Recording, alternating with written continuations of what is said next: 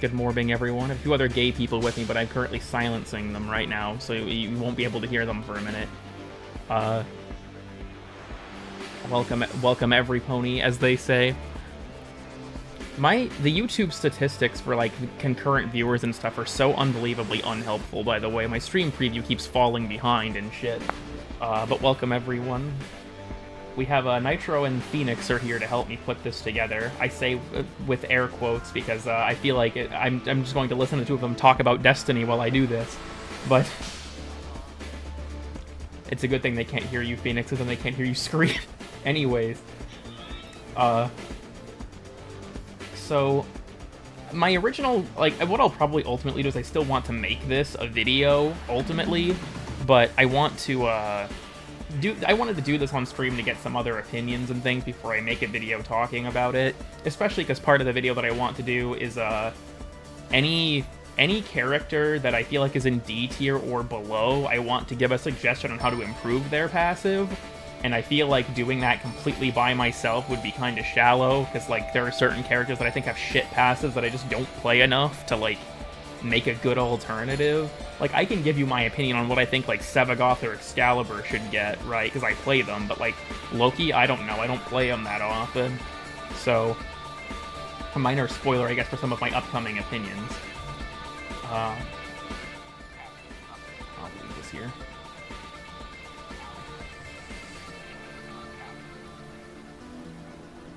It's two regular greens here. We'll just unmute the other homosexuals so that you all can hear them. Hello. Hey guys.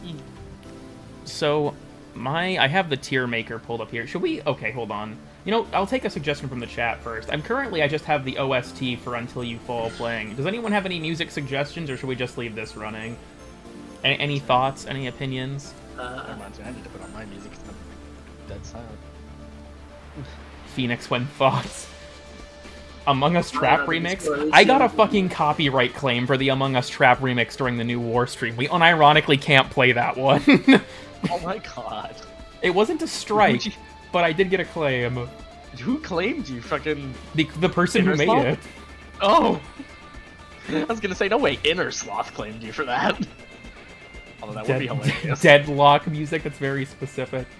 Look, I feel like this OST is very high energy, which is my concern. MGR soundtrack, that's also very high energy. I need something... Hold on, I know what I should play. Actually, no, I can't do that one because of the Peruvian rapper who'll copyright claim me. Oh, the... Yeah. Corvus Bog, I can't play that theme. Can we pour one out for Stanley Parable elevator music? It's never coming back. I miss it. I do miss it. I'm not gonna lie. We'll do Fendrana Drifts. This is an iconic piece of music. Let me know if it's too quiet or too loud or any bullshit like that. I think this should work fine. This is a banger. So I've got this is a tier maker that has been donated to us. Let me go to this scene. The Dick and Nuts isn't here, which feels very weird. I'm not gonna lie. So this tier maker was given to us by this person down here, the Demonic Gecko. I didn't want to make one myself. I miss Dick and Nuts. Gay people, when they visit the Middle East, be like... Anyways. So... Okay. I don't have a list of the passives in front of me. I remember the vast majority of them off the top of my head, and I did a little bit of pre-stream preparation for this, but if anyone has a contention, I guess we can talk about it. So, I think we've got almost 90 people. That's enough to talk about this.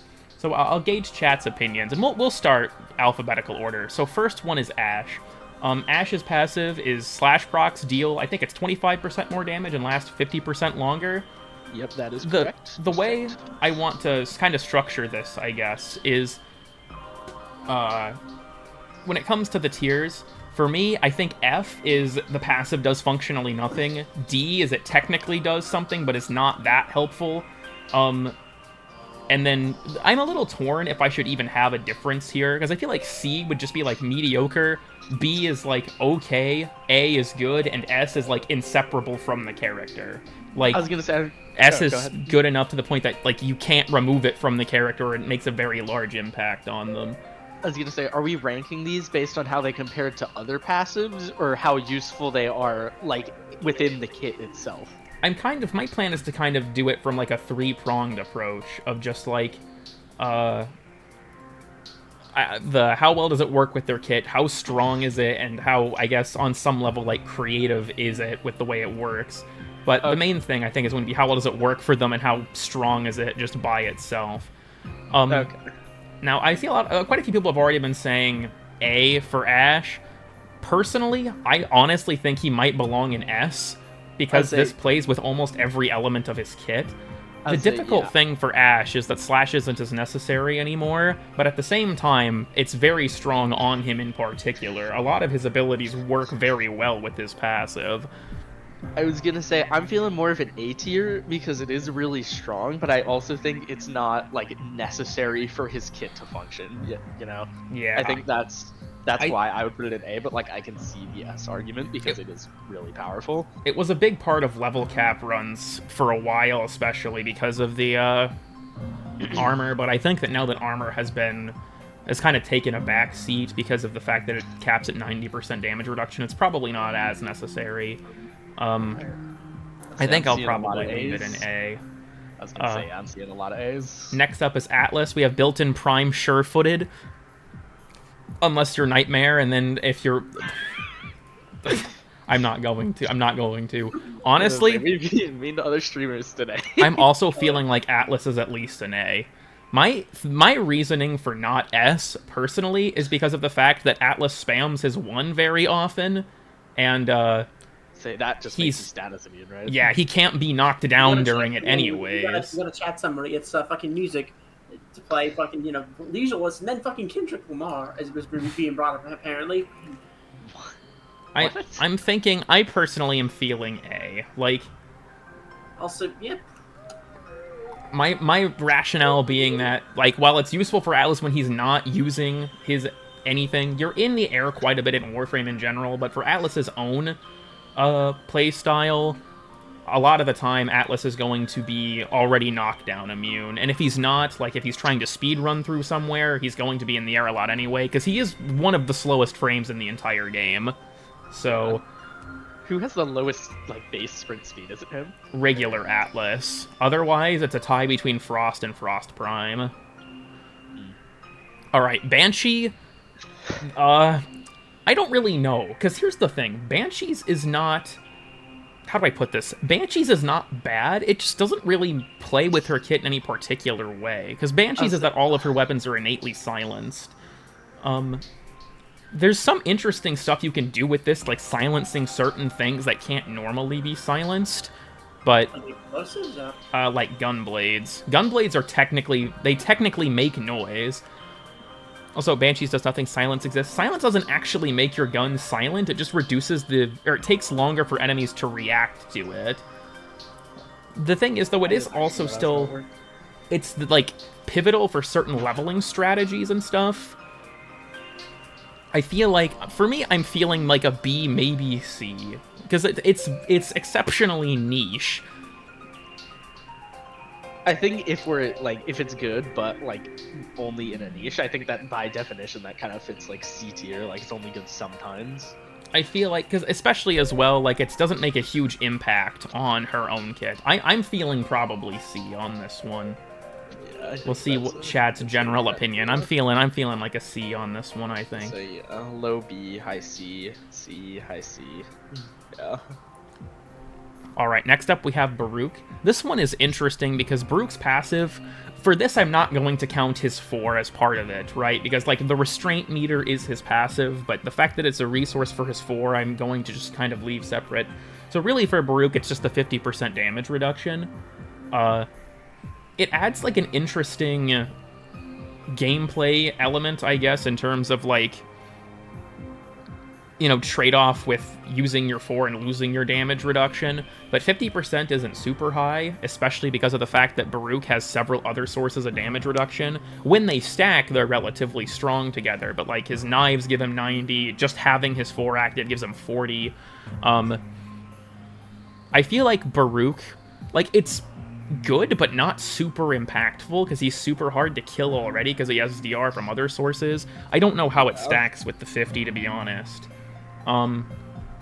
My thought is probably either a B to C. I feel like this passive is, like, okay, but personal feeling, I'd put it in C. Like, it's not necessarily bad, it's 50% DR, but I feel like he has so many other sources of damage reduction, and 50% isn't that much. I was gonna say, I'm seeing like quite a bit of variance on this one. Like someone said D, like I never noticed it. It's better than Banshees. I don't feel like I'm going to order this, so this is not ordered. And anyone who's in the same tier, we can assume are of equal viability. I'm not going to get into the minutia of it.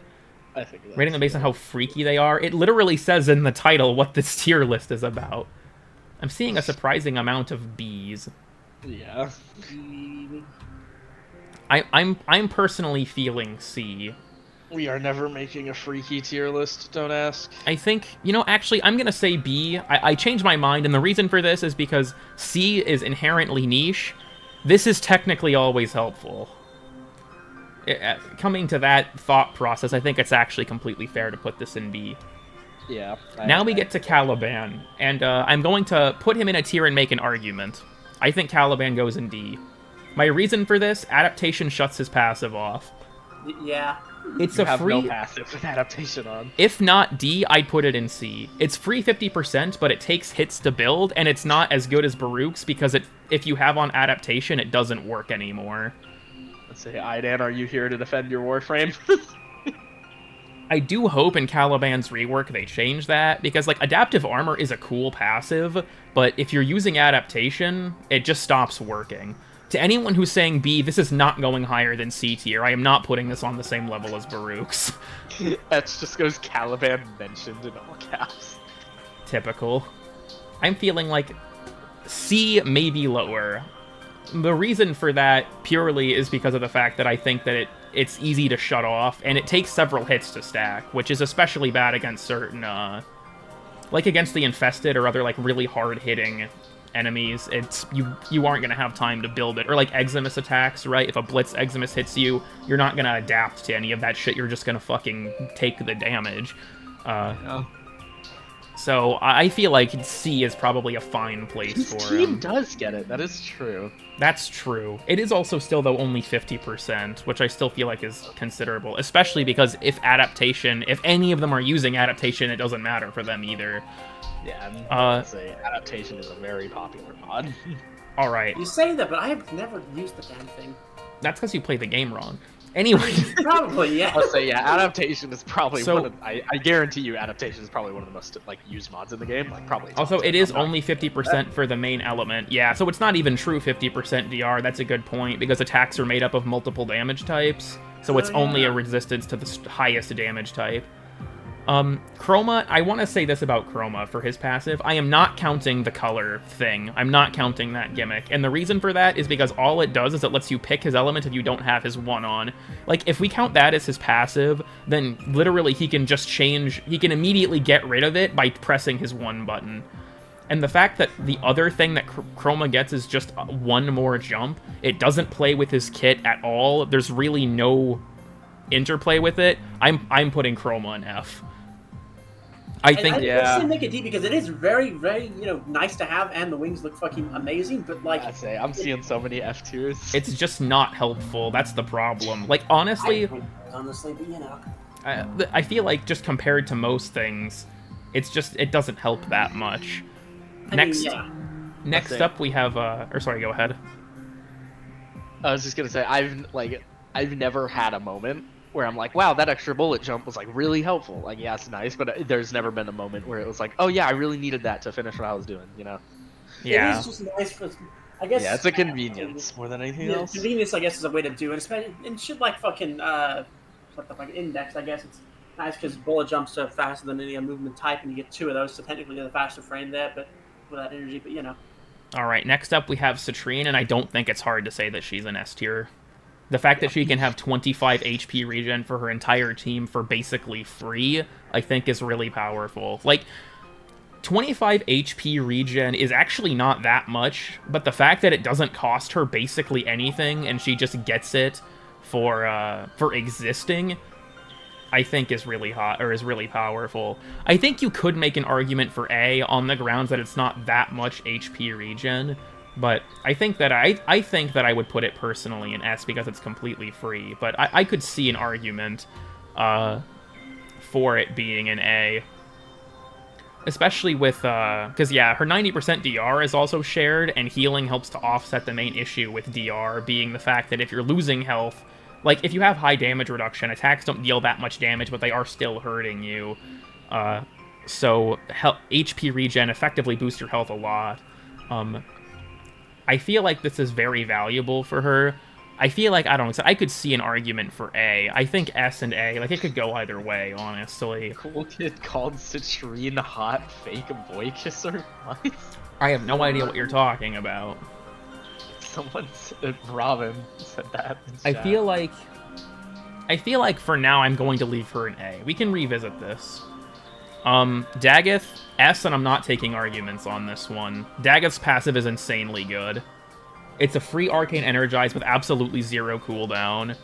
So yeah, that I don't think there's... And not only that, it's a lower chance, but it's double the bonus. So instead of Arcane Energize is 60%, I believe it's 35% for 300.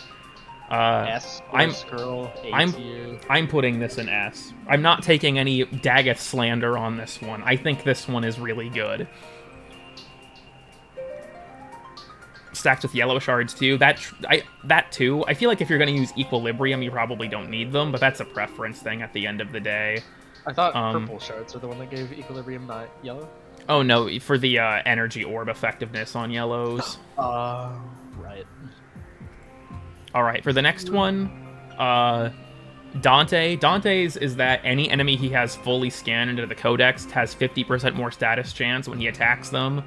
Which Are we includes not counting just the scan part of it? The scan part of it, I feel like, is like... That's actually specific to Noctua, I believe. I feel like we'll just assume you have an enemy fully scanned for this. I feel like it goes in, for me, I'm feeling B. Technically always helpful, but you don't notice it a ton. Like, it helps with his overall game mods, plan. multiplicative, like what we're thinking. There's, as far as I'm aware, no information about if it's additive with mods or a final bonus. I personally feel like saying that it's on the same tier as these, ones down here isn't entirely fair. Down in C, because I feel like it's, once again, it's always helpful, even if not super impactful, whereas the ones in C are exceedingly niche. The change to his Owl's passive, it's less useful, and that's true. I guess you could argue it goes in C because the Owls already kind of, like, take up that space. Because they also boost the status chance. I'll say, yeah, it's just a case of, like, this ability does a thing, but another ability in your kit does it better. Yeah. Yeah, I don't know.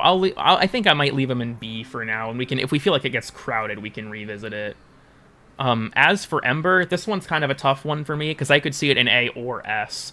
The main thing that I think makes Ember's passive so good, we'll put her in A for a second, is the fact that you can work with Helminth abilities, which lets you get insanely high amounts of strength for things like Gloom to hit their max slow and stuff like that. Even in the context of her own kit, it's very strong, but when it comes to Helminth's specifically, it's able to do a lot of work, because you can hit so many heat procs on things. I feel like... I guess... it also...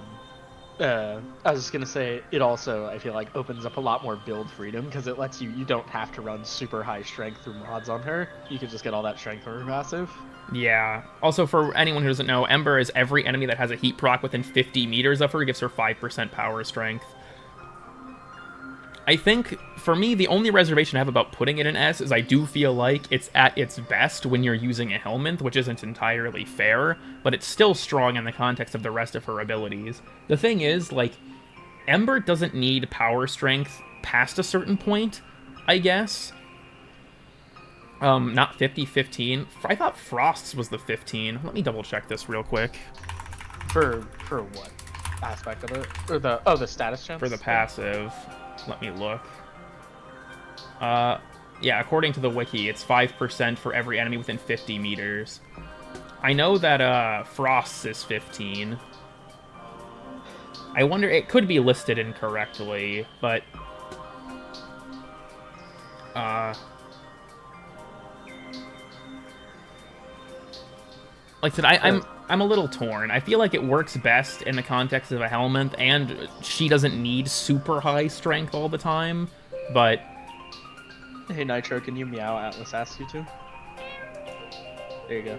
You're welcome. I feel like... You gotta donate, fuckface. Gotta donate. You know what? Here, we're just going to let the chat vote. We're going to give them a direct. We're gonna give them a direct poll on this one. I think it's you can like what, max 5 options in like a chat poll. Or... We're just gonna give them S and A. No one is arguing it should be lower than A. Yeah. So we're going to let everyone pick S or A tier. What are we thinking?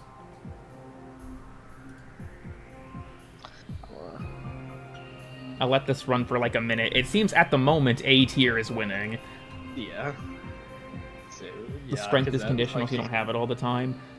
Like I said, I feel like it makes a lot of value, like it can do a lot of valuable things. Like the fact that, yeah, you can run lower amounts of strength and then supplement it that way, or you can use it for much higher strength for her 4. Because her 4 is something that really cares about it past a certain point, honestly. Or I guess the augment for her 1.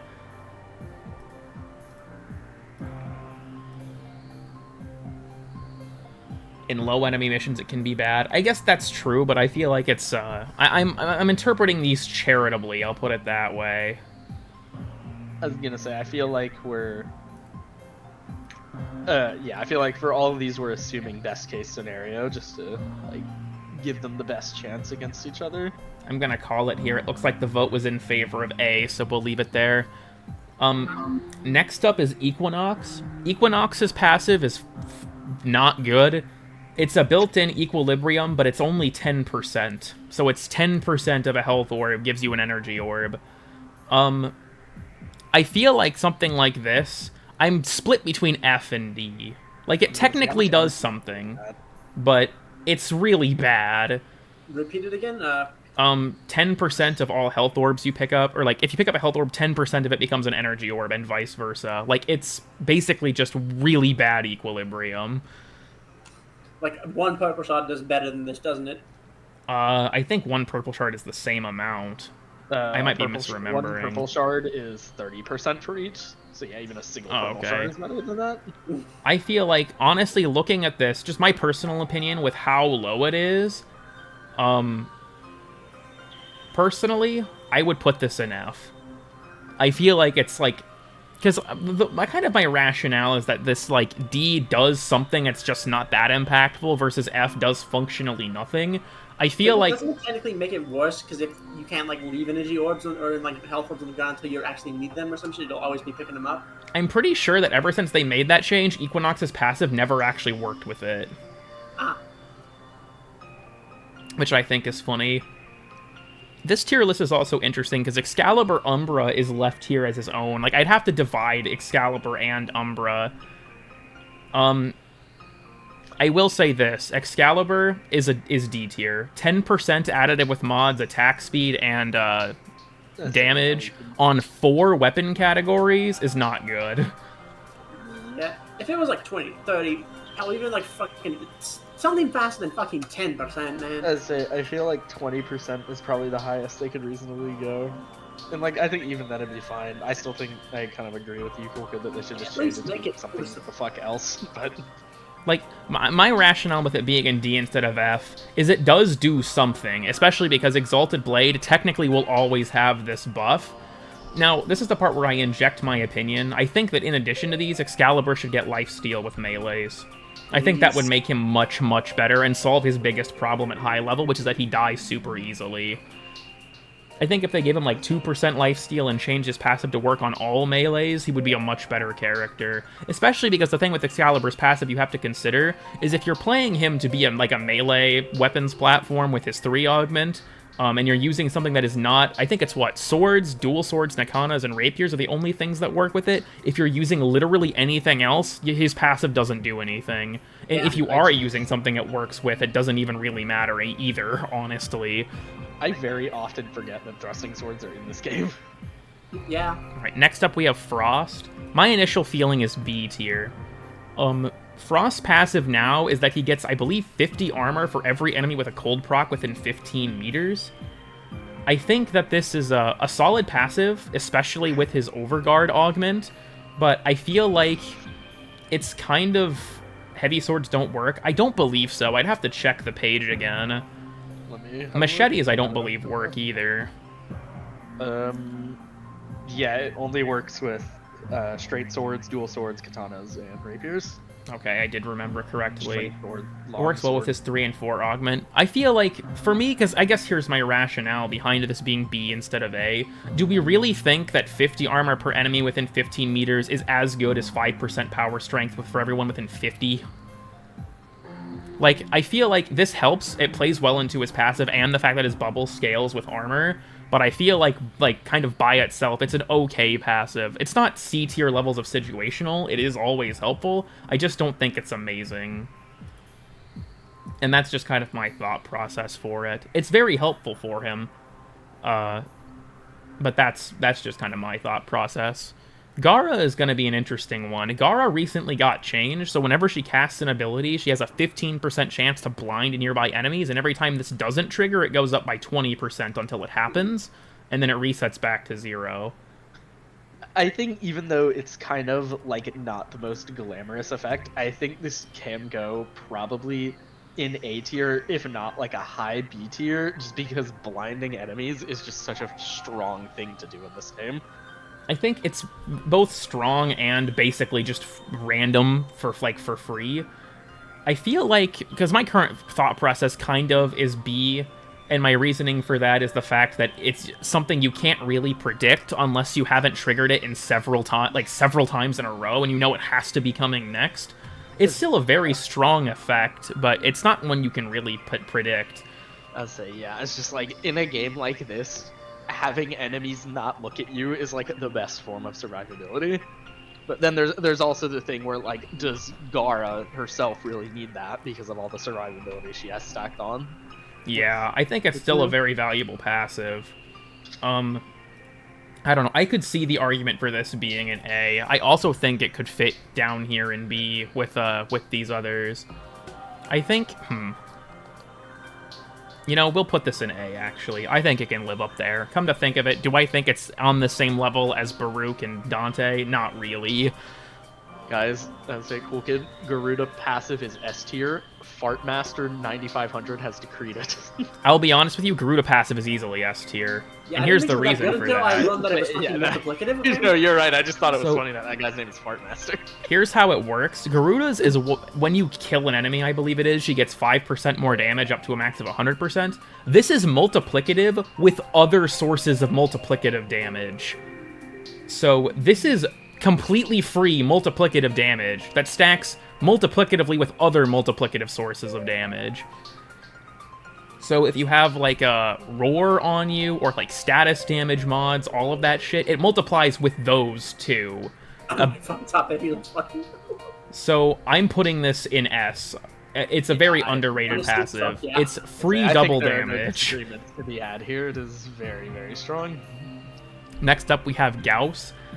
Gauss's passive, I feel like the battery mechanic, I'm not going to count for it necessarily as, like, you know, red line and all of that stuff. I feel like that's kind of separate for, like, you know, going over the red line. But the fundamental element of his battery, where his shield regen is faster and has a lower delay, was her old passive multiplicative? I believe so.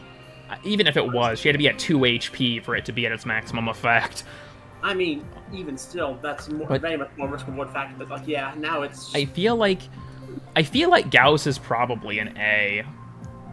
I feel like putting him, you could argue that he belongs in S, but he has so much damage reduction, and like when he's, how do I put this? When he's over the red line, he's straight up immune to 6 different kinds of damage.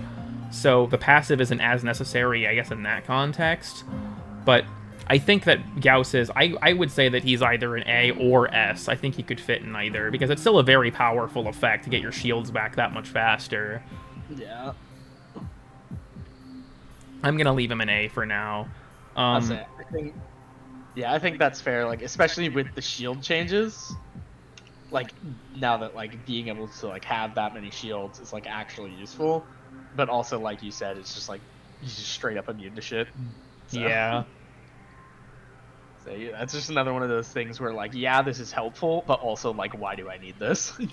I think with Grendel's passive he gets, I believe it's 250 armor for every enemy in his stomach.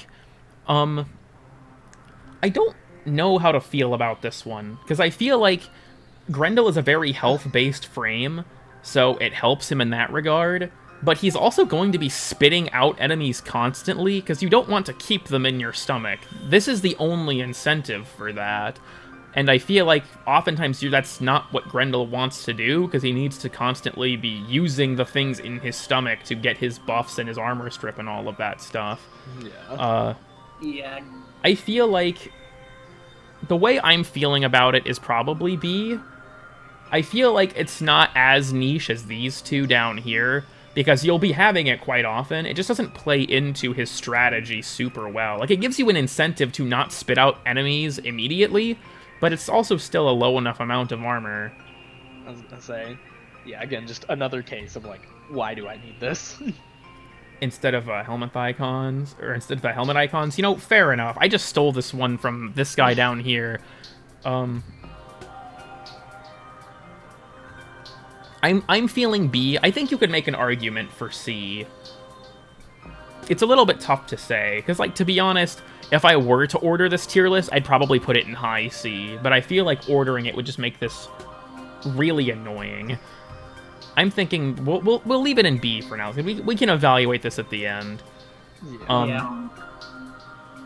It's an active passive, if that makes sense, which isn't really passive. We'll get to some of those that are much bigger offenders. I think that a passive with an easy activation condition typically is fine, but some are much bigger offenders of that. Gyre is one that I feel like is interesting. Gyre's kit kind of relies on her passive, but it has a cap. It can't go past red crits. You can't double or triple red crit with it. And I feel like that built-in limiting factor kind of hurts it. I feel like... How do I put this? It's definitely a really helpful effect, but I don't know how necessary it is. Because, like, it's an essential part of her kit, but how strong is it in terms of its own raw power comparatively? Because, if we're honest, the real reason that Gyre is so powerful isn't even her passive, it's her augment. Yeah.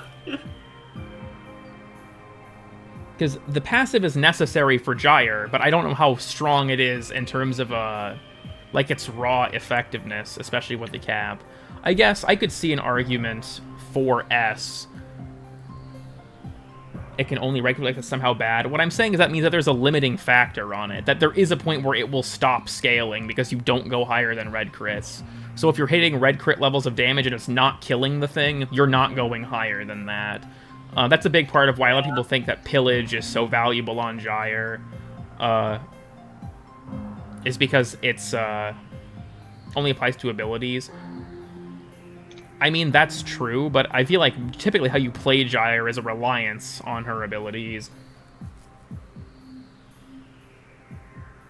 Is what activates her skills on themselves. I guess that's a fair point. I am, like, not super knowledgeable, like, enough on, like, how Gyre is played to be able to, like, say how much her passive does for her, because I know it's, like, integral to how a lot of her other abilities work.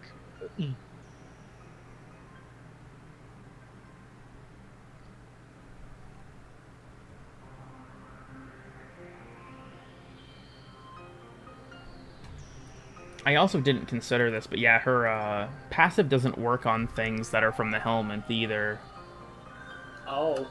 Also, I think if Ember is A, then Gyre should also be A. I feel like that's honestly a fair stance. Either that, I was gonna say, I think... Either that or we move Ember to S. I feel like those are my two options, I guess. Move Ember to S or leave Gyre in A, because I think they are comparable.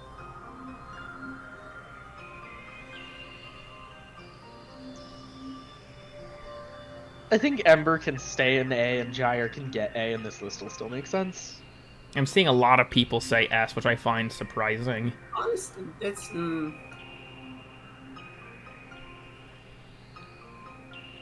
especially, I don't know, like, typically with Gyre, if you're using Pillage, especially, but even just in general, I feel like you're not even going to be hitting the cap on it, I guess, necessarily, so that's kind of erroneous. But I feel like it's a... I'm not entirely sure, honestly. Now I'm second-guessing myself.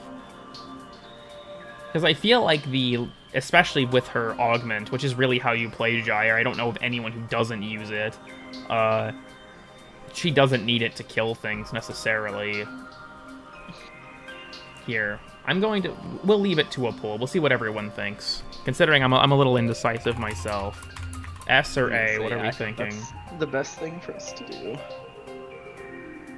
I can make 2 Tau green shards, and I'm wondering who to put them on. Just kind of been like thinking about that in the back of my head. The latter is an S. This is going to be an evaluation on a few different criteria.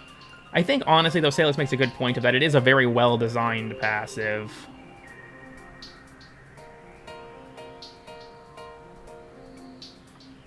So yeah, definitely better than the old Frost passive. The old Frost passive, honestly, would go immediately into the fucking dumpster of F tier, no contest. Where it fucking 3 adds base crit to the abilities with extreme enough strength, you'll always red crit. Most people won't be at that strength level, but at the same time, you will still get a lot of it out of the... You will still get a lot out of it. Yeah, you're wrong, buddy. Real and true. What was Old Frost? If an enemy meleeed him, there was, I believe, a 5% chance they would get frozen. Old frozen and not? So it wasn't that helpful.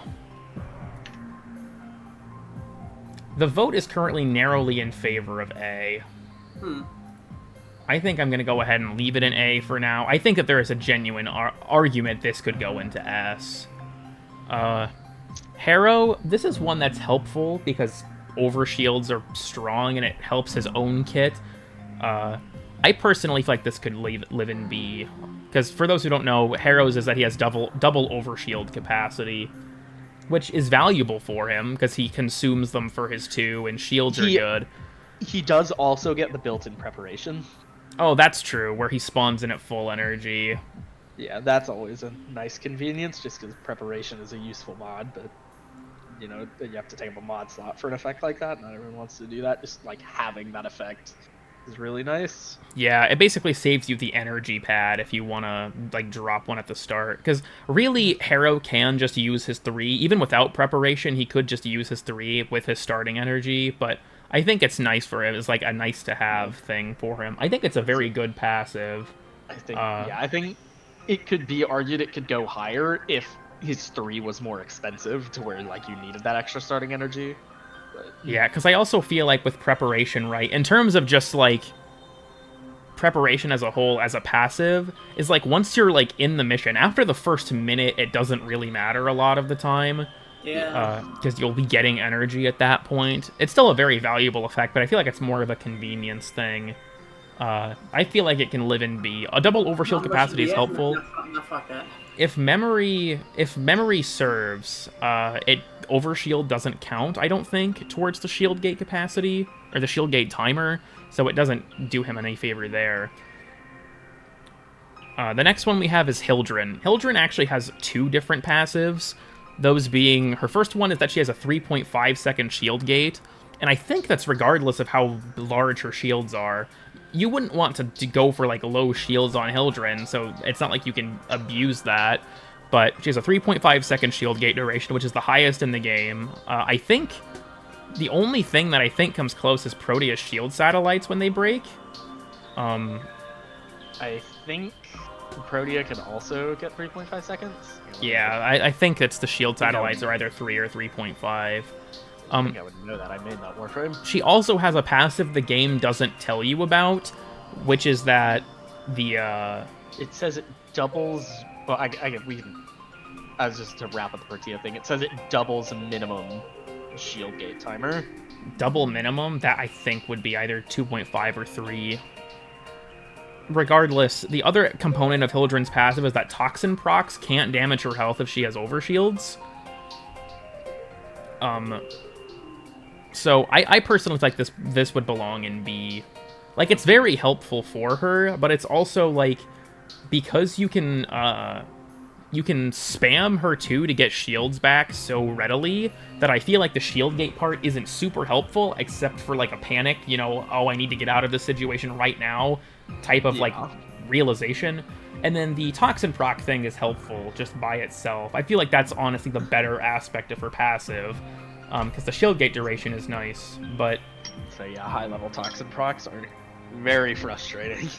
I feel like I'd put this in B, because I feel like, do we want to really put this in A on the same level as something like Gyre, Ember, or Citrine because she doesn't die to toxin procs? Like, there are other ways around that removed from the passive, and if Ember doesn't, or if she doesn't have overshields, they'll still kill her.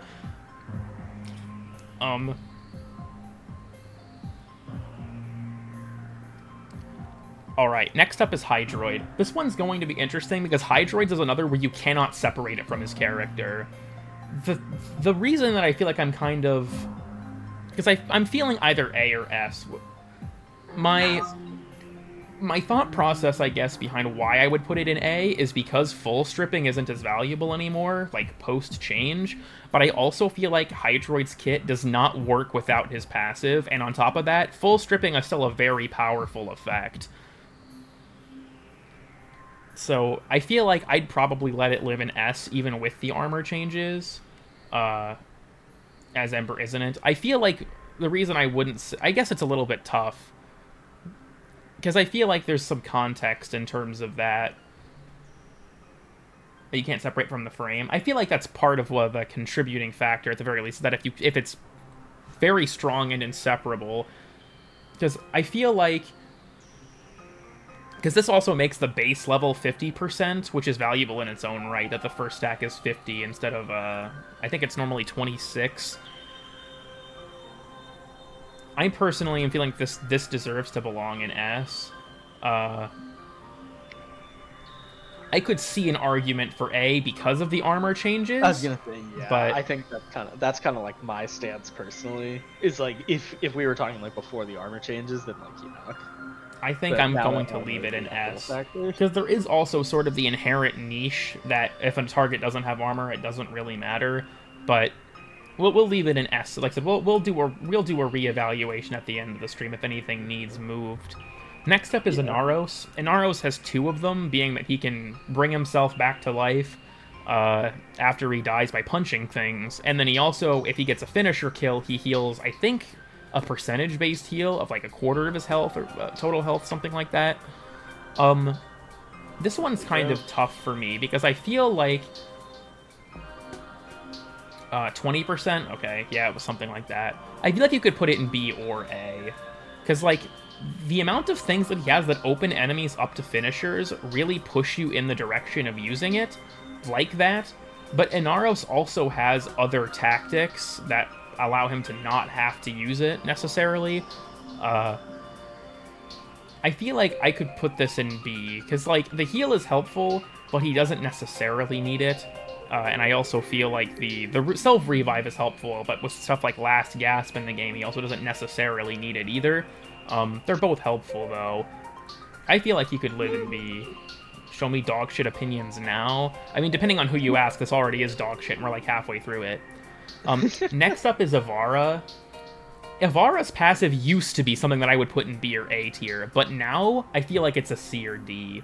And the reason is now, enemy radar, everyone gets it. She just adds 50 meters to it, which isn't bad, but it's not as helpful, especially because Ivara herself doesn't need a huge enemy radar necessarily.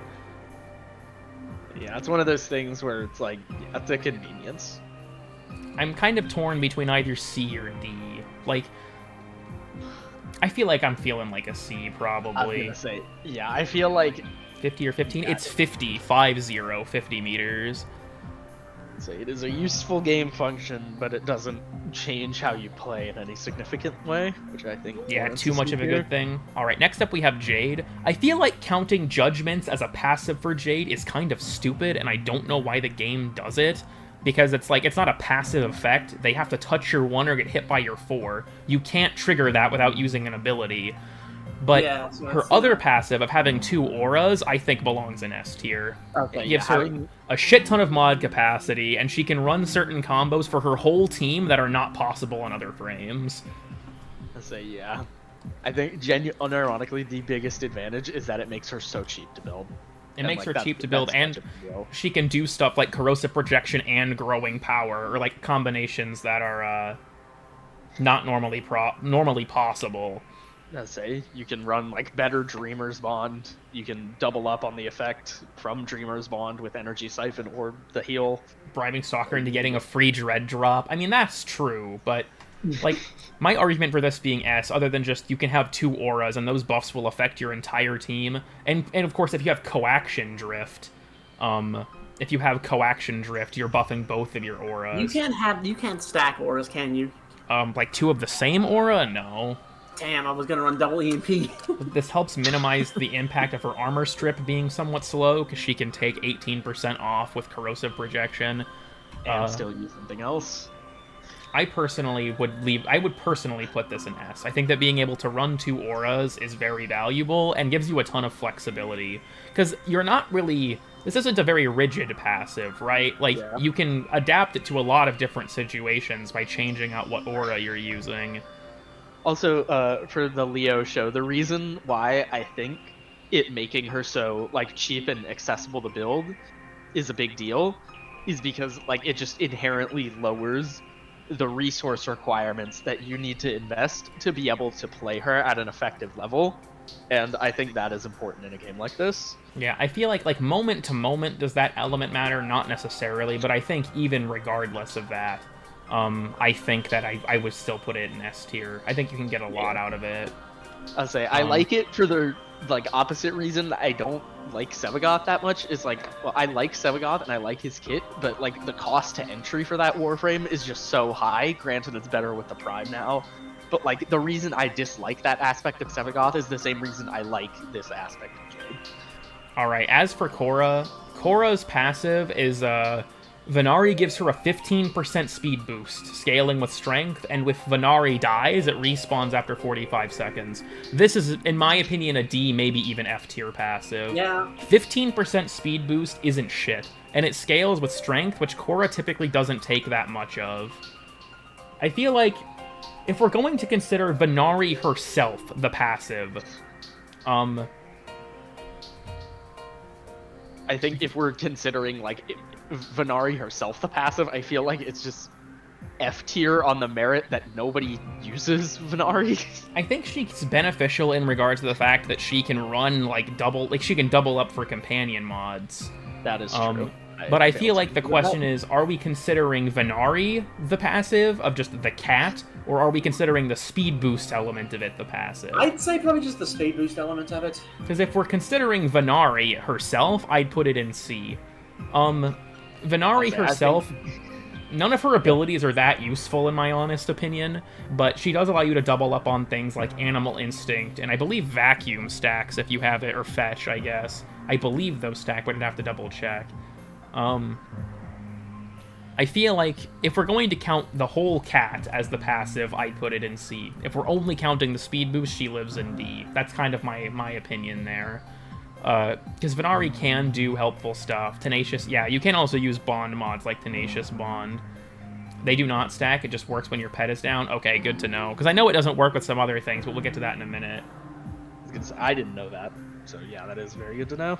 Maybe which kind of deactivates the passive. You still get the passive speed boost, and Venari still spawns if you helmet that off. You just can't switch her form, and you can't spend energy to insta-revive her. But Venari will still be around if you get rid of her 3. I guess I'll go forward with the interpretation that we are going to be keeping Sorry about that. the cat specifically as the passive, both the speed boost and Venari's existence. And I'm going to leave her in C, I guess, on that notion. Next up we have Colorvo. I feel like this one's an easy yes, honestly. He is by far the best heavy attack character in the entire game. It's very important for his kit, but even on its own merits, it allows him easy access to full combo heavy attack builds, which is something very few other characters can do with this much ease. Like, even removed from all of Kullervo's other insane shit, just a free 75% efficiency and 50% wind-up is ridiculous. Because a lot of heavy attack builds rely on, like, Corrupted Charge and stuff like that, or Corrupt Charge, because they are spamming the heavy attack. But Kullervo can accumulate combo really easily, and he can preserve it very easily. So I feel like this belongs in S. Yeah, absolute easy S, honestly. Yeah, I agree. Yeah. Lavos is one that I'm a little bit torn on. Now, I'm not going to count his Elemental Infusion thing as part of his passive. I feel like that's cheating, because it's something that only works on his own abilities. But the fact that he becomes completely status immune for picking up an energy orb is still ridiculously good, especially because you can use things like Death Cube to give yourself a shit ton of them. How long does the status immunity last? It's 10 seconds. Also, isn't heavy attack efficiency kind of irrelevant now that we have Tennokai? I think the important thing about that is that you're able to use the heavy attack without having to build up to the Tennokai first. So you can just spam the shit out of it. His 3 makes universal orbs, and that's true. Because it has like 5 seconds of cooldown, okay. Because I believe it's 10 seconds, and then if you pick up another one, it'll refresh the duration back to 10 seconds. Okay, yeah, I forgot his 3 makes the orbs. I think, like, just with these days, like, how easy it is to generate energy orbs. You know, one thing I'm curious about, does having Equilibrium on Lavos, God forbid, make health orbs proc that effect? It probably would, but the fact that he's able to just, like, turn the stuff into universal orbs probably doesn't matter as much. Because, like, the status immunity is very free, and the fact that, like, status immunity is a really, really powerful effect in Warframe, because you can't get knocked down, you can't stagger yourself, you can't die to DOTs, you can't get slowed.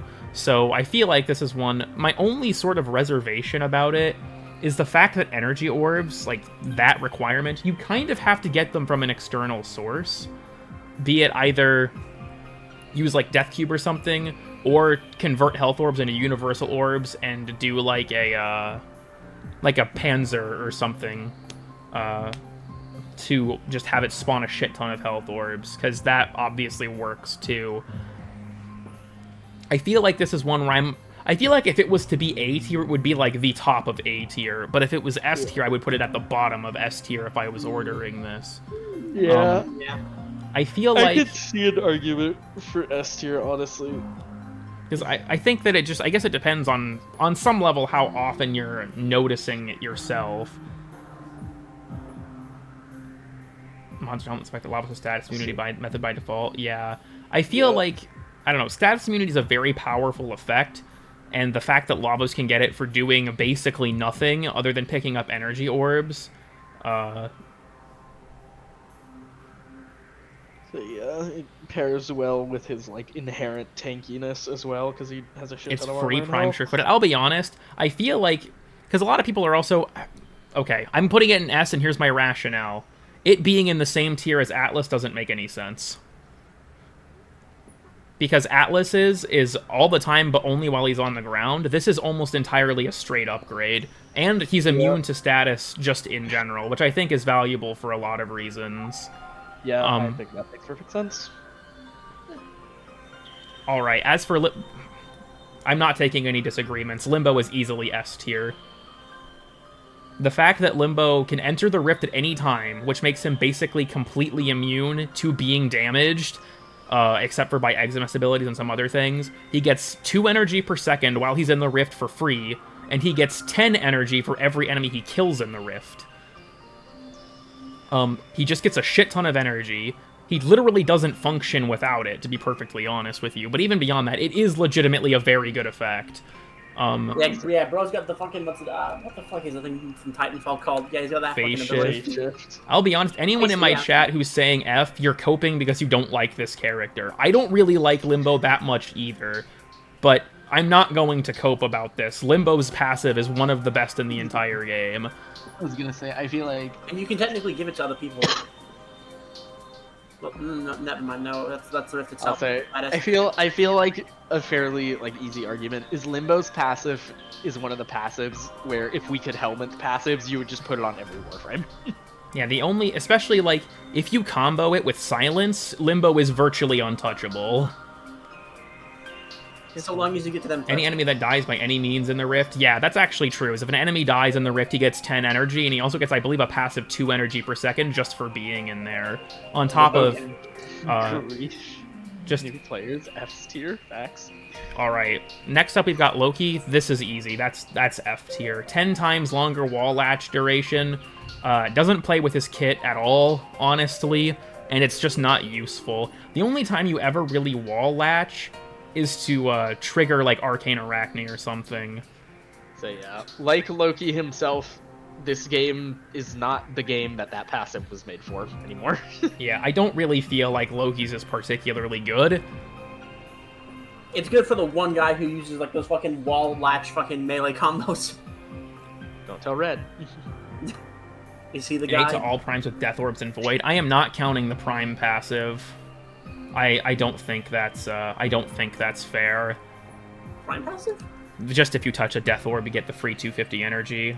Oh, yeah. Alright, next up is Mag. Mag is that she has innate Vacuum, but if you have Vacuum or Fetch, it turns it off. So, they don't stack. I would personally put this in D tier, maybe F. The reason being, it's helpful early game, but as soon as you get access to stuff like Vacuum and Fetch, it literally does nothing anymore. Yeah. Yeah, like, I know... It also made it so that maybe it fucking either A, scales off your range, or B, you can actually use it on another fucking cold to get any item from like a really long range. That could be cool, but otherwise it's just a nothing passive, basically. Yeah, if it's stacked in like distance of pulling in things with Vacuum, I think it would be very helpful. But the fact that it's one, like, I don't feel like it's necessarily like Caliban, where like you can turn it off with adaptation, but he still does get a sizable benefit out of it, and he gives it to his team. Mags just does it. It only benefits her, and if you have on probably the most common companion mod that anyone would use in the entire game, I feel like it's... I don't know. I feel like this would be easy to buff into a state of being usable, but... Really easy, yeah.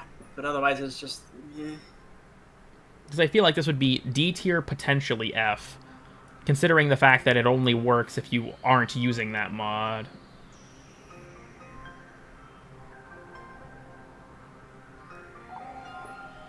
I guess we'll let some people weigh in. Also, yes, Chroma is an F. It doesn't help him that much. If you want to, like, stack parkour speed for it, sure, but... Okay, no, I will admit that is actually really effective. It doesn't need to stack, as Mag has greedy pull, but that does take up a mod slot. You have to consider this would be passive. This is entirely passive.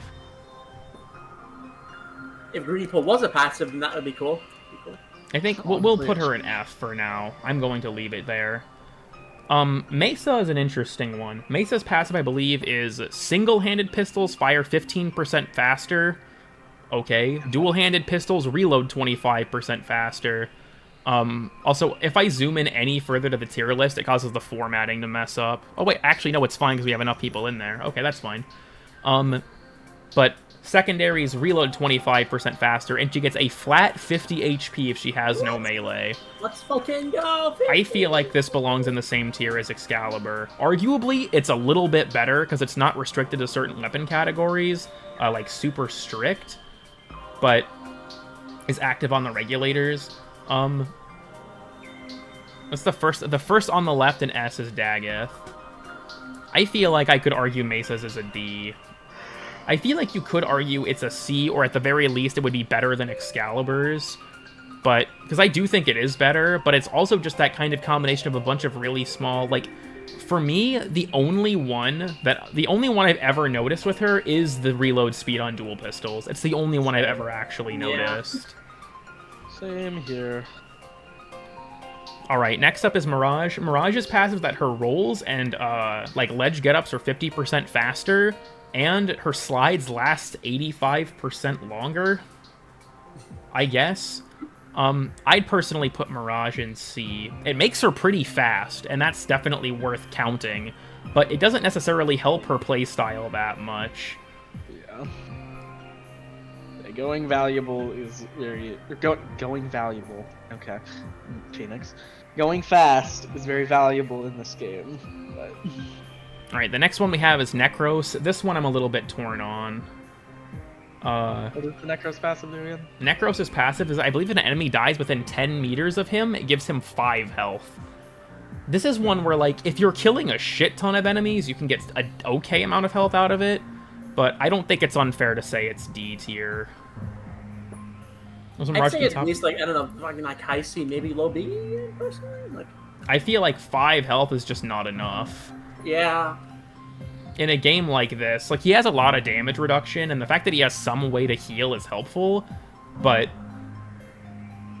Desecrate already gives you health anyway. That's also true, is that he's able to get health back because he has a much higher chance. I think Desecrate has a 90% chance to spawn an energy orb if it rolls on an enemy's body, something like that, but I completely forgot about the fact that it's almost always a fucking health orb anyways, actually, yes. I would put Necros in D because it does do something. It's just not a helpful something. It's not like Loki where you know, it's basically never useful, or Mags where you can turn it off. Yep.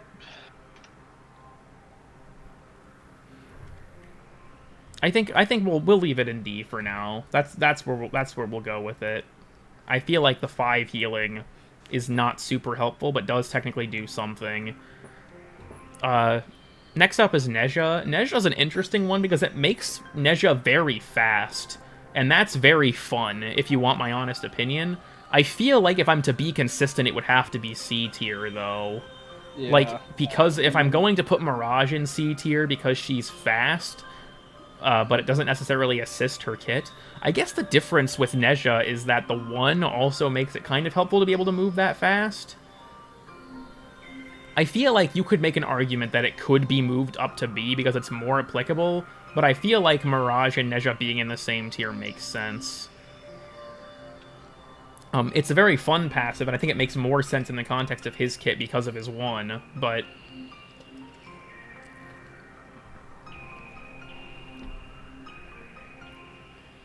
alright, if we're looking at Nidus, Nidus actually kind of has 2 passives. He has a built-in health regeneration, which the game doesn't mention for some reason. I don't know the amount off the top of my head. I can actually look real quick. I didn't even know that. We're just learning all kinds of new things today. Let me pull this up real quick.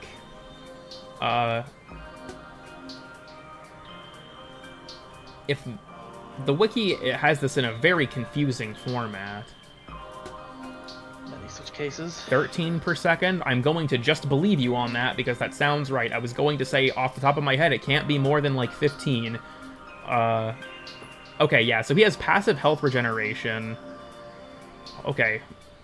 Yeah. Oh, wait, no, it is 15. So yeah, that's one of his rank up bonuses. So it technically applies as a passive. He gets 15 HP regen per second. It's part of his rank up bonuses, where it like skips over his shields. And then, yeah, he also has a passive 15% power strength. I think the main thing for Nidus, though, is Undying, where, like, even removed from his other passives, if he dies, he consumes mutation stacks to not die, which is really, really strong in environments where dying has a high price, like in arbitrations, and especially in arbitrations, because effects where you enter Bleed Out normally don't work there, but because you never enter Bleed Out on Nidus, it does work. In those environments. It works in there, it works in Netrocells, it works in EDA. Especially because of the fact that, you know, Nidus has no shields. Yeah. So I feel like... because you can also consider mutation stacks, right? If you want to count mutation stacks, just as a whole, the stacks also boost the damage of his 1, which is worth considering. Which, I feel like... I don't know, because I feel like the entire thing... I feel like my kind of split right now is... I could put Nidus in S, but I don't feel like it's quite as good as these. But I feel like if I put it in A, he would be a higher A character, I guess. I do think that it is still a very, very strong passive. I'm just not sure if it's as good as something like Limbo or Colorbo or what have you.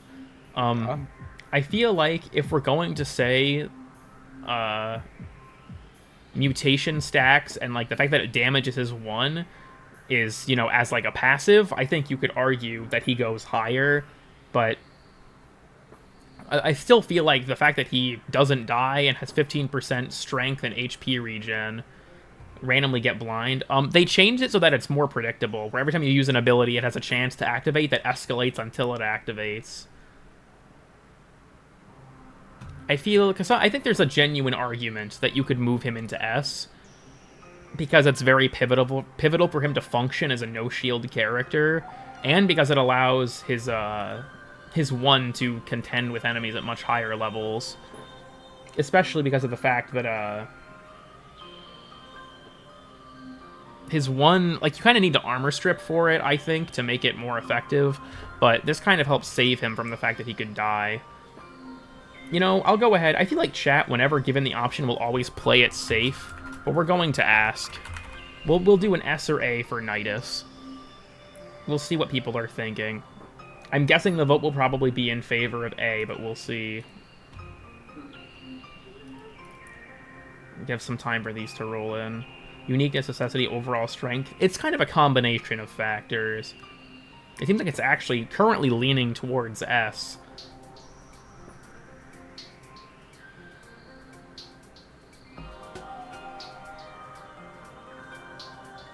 I think if we're going to, because it seems like it's close, I think if we're going to consider the fact that Nidus' 1 scales off of it, on top of the fact that just his health regen and stuff is so valuable, I think you could argue that it lives in S.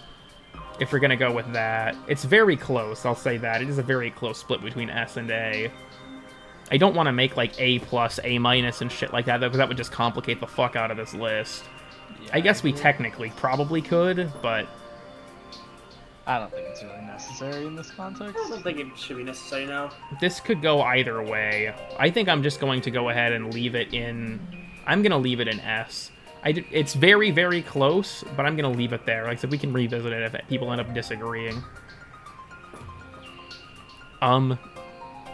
Next up is Nova. Nova's passive is if she gets knocked down. If she gets knocked down, she'll knock down enemies in a 6-meter radius. This isn't very good. Now, there are some really funny gimmick setups you can do with this, and like Arcane Eruption and stuff, but it's just not helpful. At almost any context, this is not helpful. A relic of a time since past. Yeah. Does nothing with Prime sure-footed. I mean, that's true. You can also just shut it off. So, removed from that, we have Nyx. Nyx has a passive 20% evasion. I feel like this could go in either D or F. It's not very good. I feel like you could argue D on the grounds that it does something, but because of the fact that Nyx, like, wants enemies to shoot her if she's using her augment, or that enemies will have a higher... You know, actually, I'm putting this in F, and my reason for that is simple. If you use her 3, enemies that are under its effect will have maximum threat priority. So, her kit revolves around things not shooting at her from other sources, so this is like a very flimsy last resort option. Yeah. Have a chance to disarm enemies? Not that I'm aware of. If that was the case, that would still be like, I don't know, like maybe D or C, but okay. Let me double check. Yeah, enemies have 20% reduced accuracy when targeting Nyx, except while Absorb is active. And if you're using Assimilate, you're going to have it active at all times. Next up, we have Oberon. Oberon is an interesting one. Oberon is that he's, I believe, 25% health, shield, and armor link, and his companions will instantly get up once. This is one that I feel like is, again, kind of exceedingly niche. You're able to, like, help your pet quite a bit. The 25% isn't huge, though. You're using it to survive. That's true, but that's what I mean, is that the enemies having a chance to miss you doesn't really matter if you're staying in Assimilate to be invincible. I'm seeing a lot of C's. I feel like for me this would be a C or potentially a D. D feels too low to me, because the fact that Oberon has, like, armor that he can give to his companion from both him having the armor bonus from his 3 and the companion having the armor bonus from his 3, I think is very valuable. Oh, yeah. I'd probably put it in C. I do like Oberon, and I think that it's, like, I feel like you could make an argument it's, like, almost on this level, but I don't think it's fair to say that it's on the level of D tier. Next up is Octavia's. also don't directly revolve around companions. Yeah, but his 3 affects his companions, and it's like a good way to try and bolster them. But I do see what you mean. Next up is Octavia's. Octavia's is that when she casts an ability, herself and nearby allies get 1 energy per second for 30 seconds. I'm gonna be honest with you, this passive is overrated as shit. You think so? I really do think so. My reasoning for that is pretty simple. 1 energy per second for 30 seconds is not that much, and if you cast any other ability, it just resets it. So you're basically wasting energy if you're not casting things every 30 seconds exactly. Anyone who's saying S, I think you're fucking delusional. I'm putting this in B at best. Yeah. 30 energy over 30 seconds is not that much. No. She is still probably the best character in the game, but there's so many ways to get energy that it doesn't really matter. Like, yeah, Energy Nexus, Xenoric, there are plenty other ways to do this, and the fact that you are basically wasting energy, quote-unquote, if you cast any ability before the 30 seconds is up, just bites. Especially because Octavia has to cast 3 abilities fairly often, so you're not going to be benefiting from it that much. Yeah. That's just my opinion. The fact that it's 1 per second, and that there's so many ways to do it. Pair it with Nourish. I mean, you could, but I still feel like there's just other better ways to do it. Next up is Protea. I'm putting Protea in S. I think that her passive is super good. I'll say, hi, me, Protea person. Hi. Protea's passive, I do that. gives... Not only is it just really good to have 100% more power strength, but I also think it's really valuable, specifically with the fact that... Why the fuck am I being... Hold on. Oh, I was being pinged in Nova server. You're good. The reason that I think it's also part of why I would put it here, other than the fact that it's just strong, is it makes it so that Protea has to make an active choice about how she casts her abilities, and I think that's really cool. Because yeah, it enables... Oh, go ahead.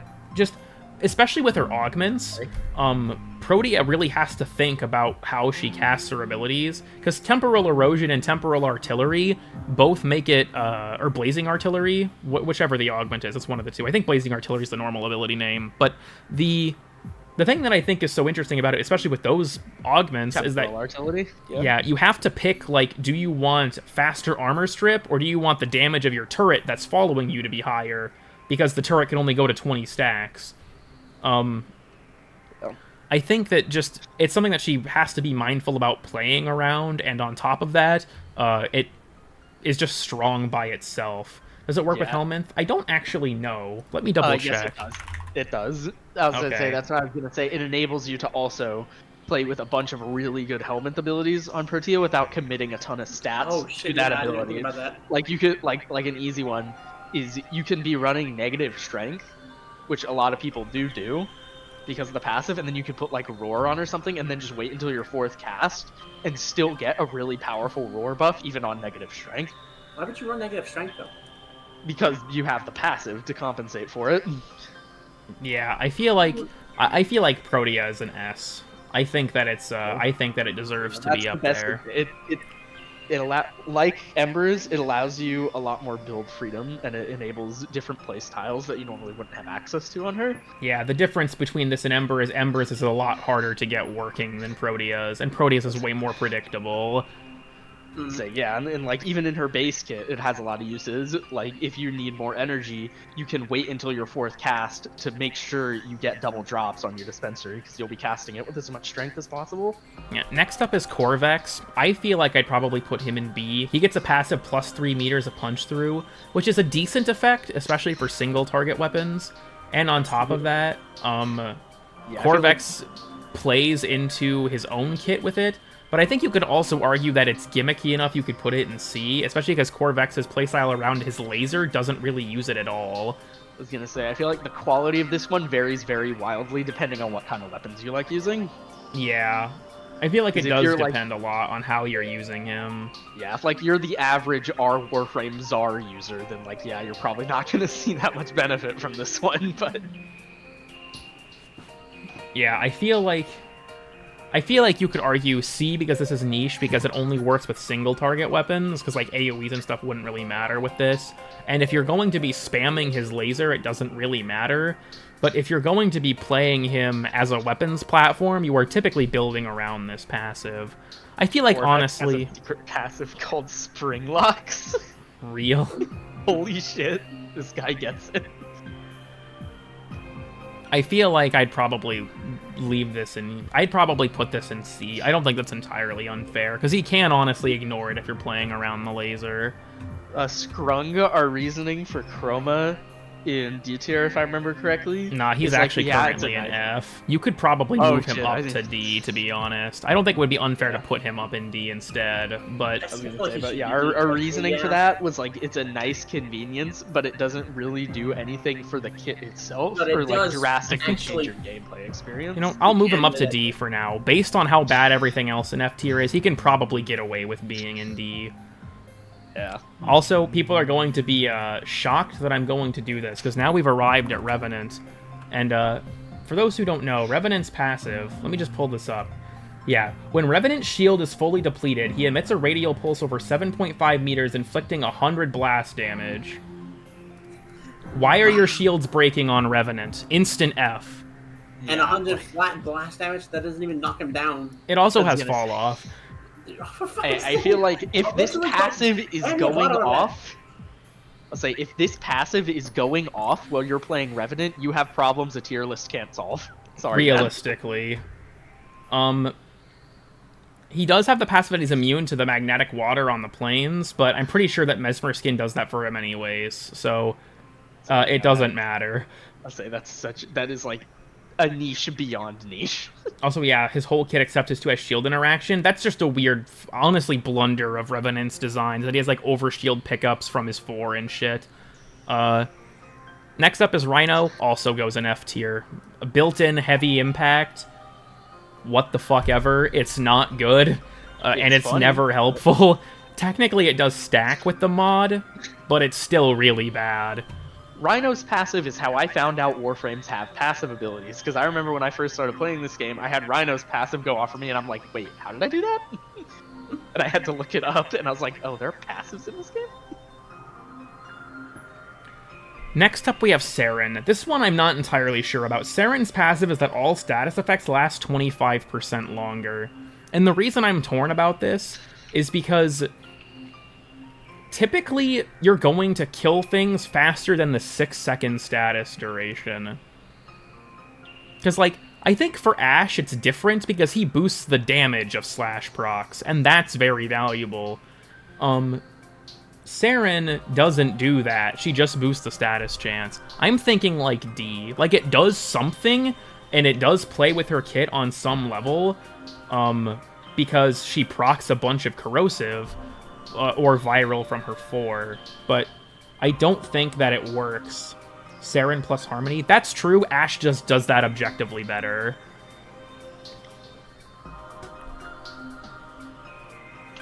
I feel like I'd probably put this in D. I feel like generally, enemies are going to die. You're using Harmony and Saren, both of which are good anyways. That's true. Like, the reason I wouldn't put it on the same level as Ashe is only slash procs, but it boosts their damage. So even if they don't, you know, have to take the extra duration bonus, they still have something happening to them from the passive. I feel like Saren's, even though it works on everything, you generally don't need it. You can have gas clouds longer. That's true, but I don't think that Saren benefits from gas builds that much. Really, the only character in the game I would say benefits from gas that much is Lavos, because of the fact that his, other than the fact that his 4 deals a shit ton of damage if you infuse it. Off-topic question, real quick. Yeah. What happens, or like what is the effect when you use all of the Jade weapons together? Like it says in the description, what does that do? If you proc all 3 of their buffs, you get a new buff. That's just all 3 of the buffs, but their effects doubled and combined into one timer. Oh, okay. That's all I need to know. But I feel like Lavos is... The 4 deals a ton of damage, but also Lavos' Valence Formation is the only way to boost gas DOT damage, because it counts as a quote-unquote gas mod internally. So there's that. Next up is Sevagoth, and this one I'm torn about. Sevagoth doesn't have a real passive. Sevagoth's passive is not a real passive, because he has to die to trigger it. The issue with it is you don't get to use, you can't use Last Gasp, which is debatably better. Because for those who don't know, Sevagoth's passive is he can revive himself in the shadow if he dies. Now, I will say this, I do not think it's F, and the reason for this is because the shadow needs to get 5 kills, and it insta-kills anything it hits, if they're not an Eximus. If they don't have Overguard, it will insta-kill whatever it hits. And you can block in the shadow, so you don't get instantly killed if you know that you can block. But at the same time, he functionally does not have any passive. Personally, I feel like this belongs in D. It's only active in a specific context. It's not terrible at what it does, but I do think that it's not good. I think that is. I think putting it in F tier is harsh, because in F tier the passives do functionally nothing. In D tier, it does still do something.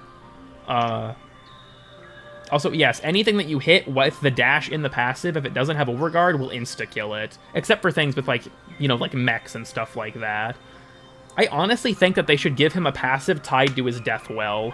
Like, the fact that Baruch gets some benefit for Restraint, but Deathwell has no benefit for being held onto, especially when there's so many perfectly viable Sevagoth builds that do not interact with the Shadow at all. Like, genuinely, you can argue switching to the Shadow is like...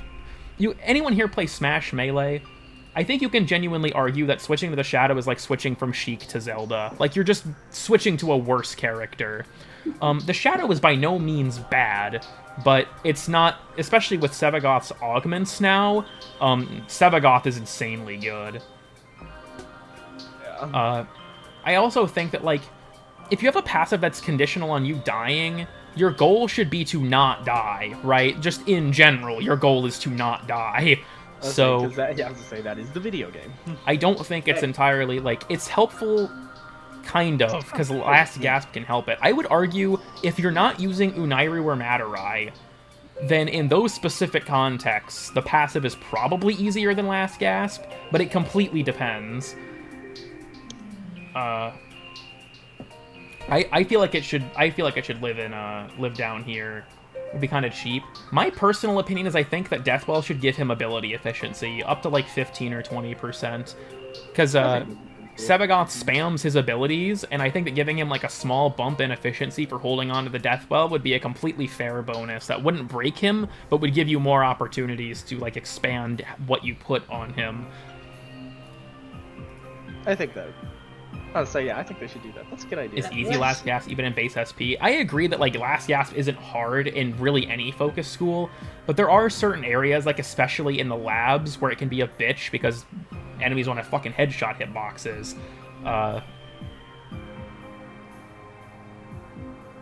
Next up is Styanax.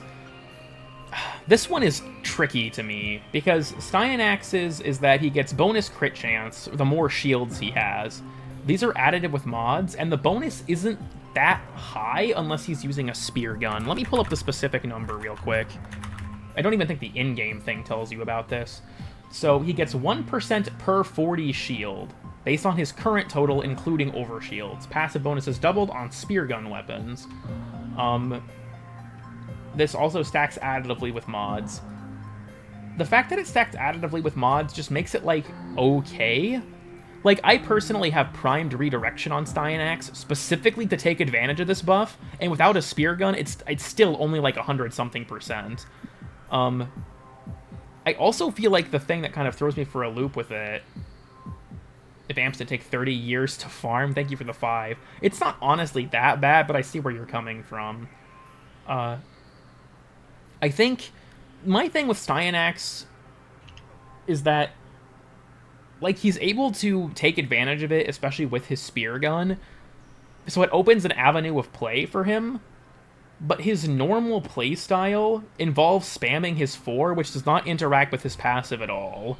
Like, most of the time when you're playing Styanax, you're going to be spamming his 4. Personally, I feel like this can belong in C tier for the same logic as Corvex, is that it opens an avenue of play to him, But also, the Culverin arms are easy to hit. That's true, but if they die to the explosion of having their arms broken, they don't count towards Last Gasp.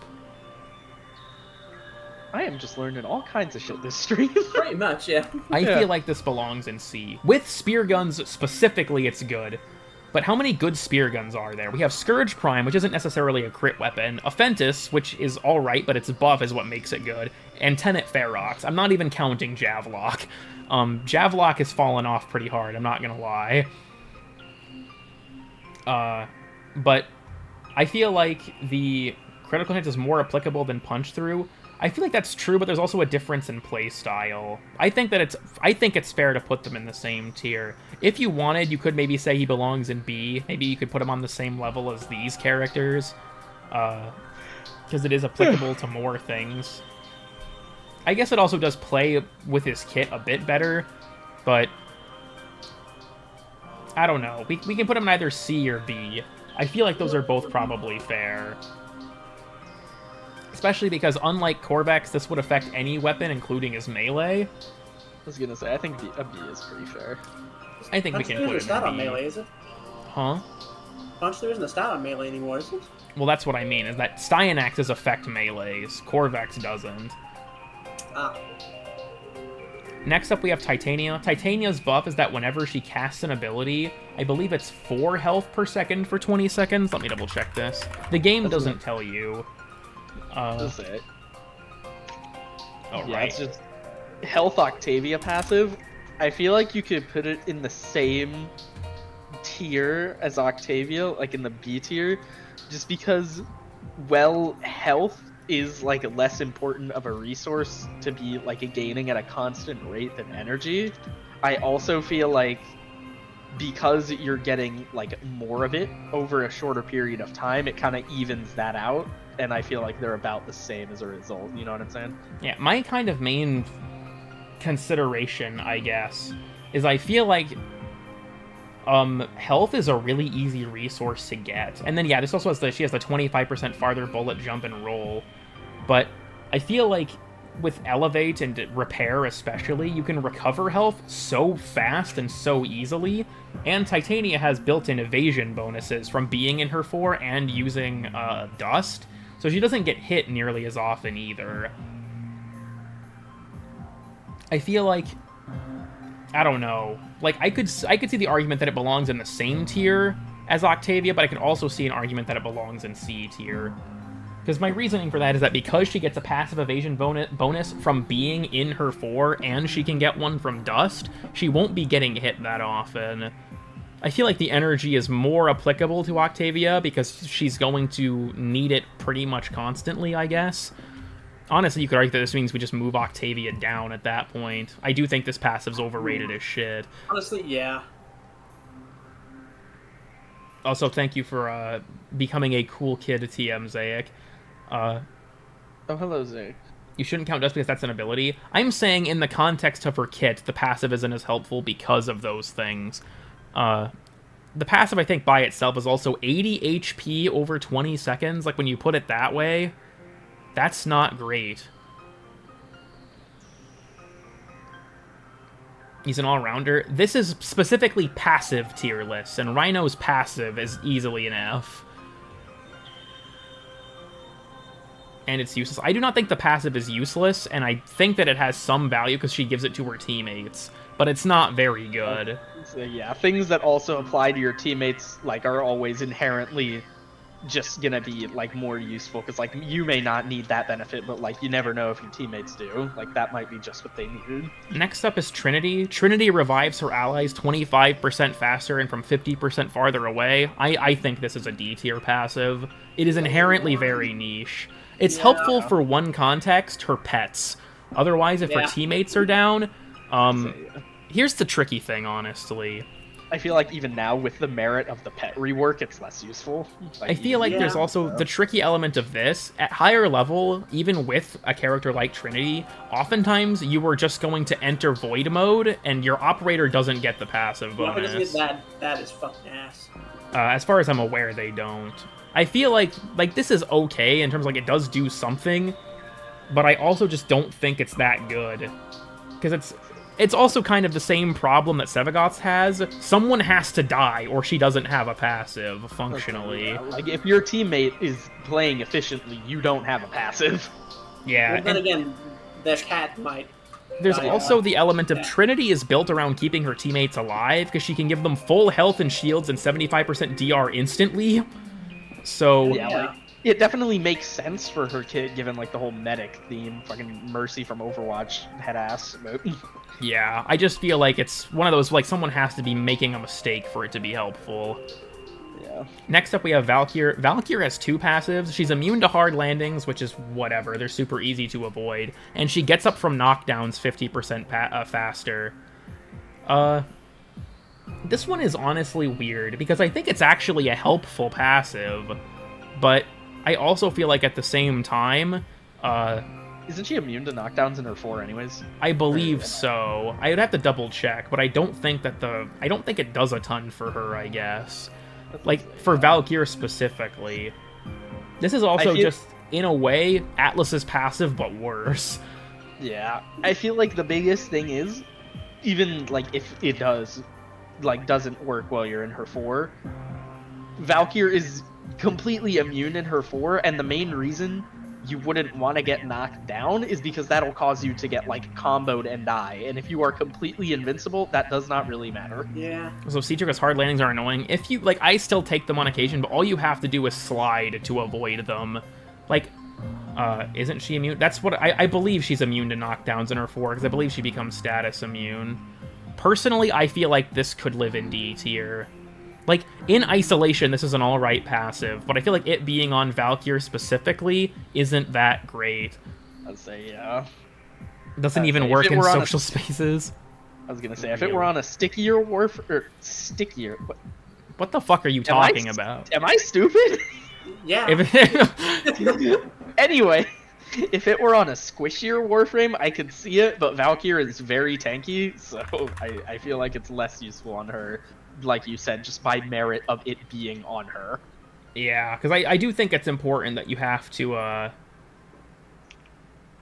consider the fact that, like, these passives are stuck to a specific frame, so while, like, in a vacuum this is alright, but the fact that it's specifically on Valkyr is kind of rough. So next up we have Vauban. This passive is actually alright. Vauban's passive is he deals 25% more damage to enemies that are incapacitated. This is like any form of crowd control, so like stuck in either version of his 4, if they're panicking from a heat proc, if they've been knocked down, if they've been lifted, if they've been ragdolled. And that 25% increase in damage is multiplicative, and it is treated like a Bane mod. It's additive with Bane mods. I want to see that from the S tier, personally. I feel like, here's the thing. That's good, but it's still only 25%. I'd say, I feel like if the value were higher, I could see an S tier. I'm feeling A tier, though. I personally feel like with it being that low, the other thing that's, I think, valuable for him is that it stacks additively with Mine Layer's Overcharger as well, which isn't that high either, but it helps. I'd say, yeah, they kind of work in tandem to help each other out.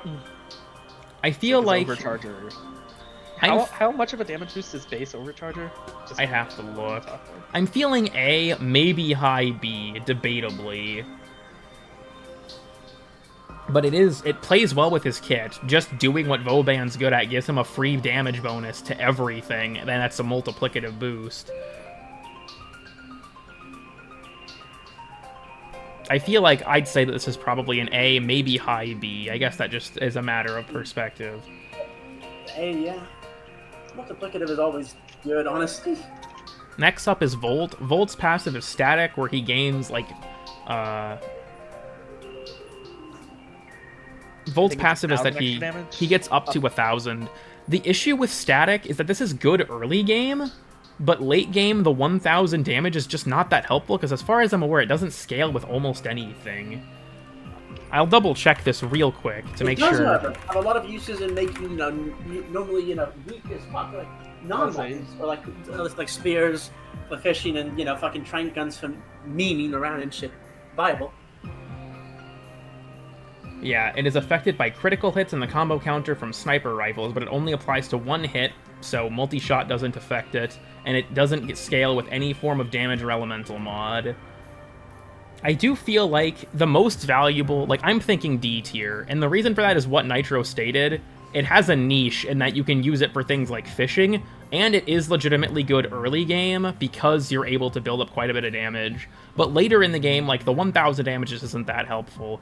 It's not something like Mag where you can completely turn it off, but once you get later in the game, this just doesn't matter.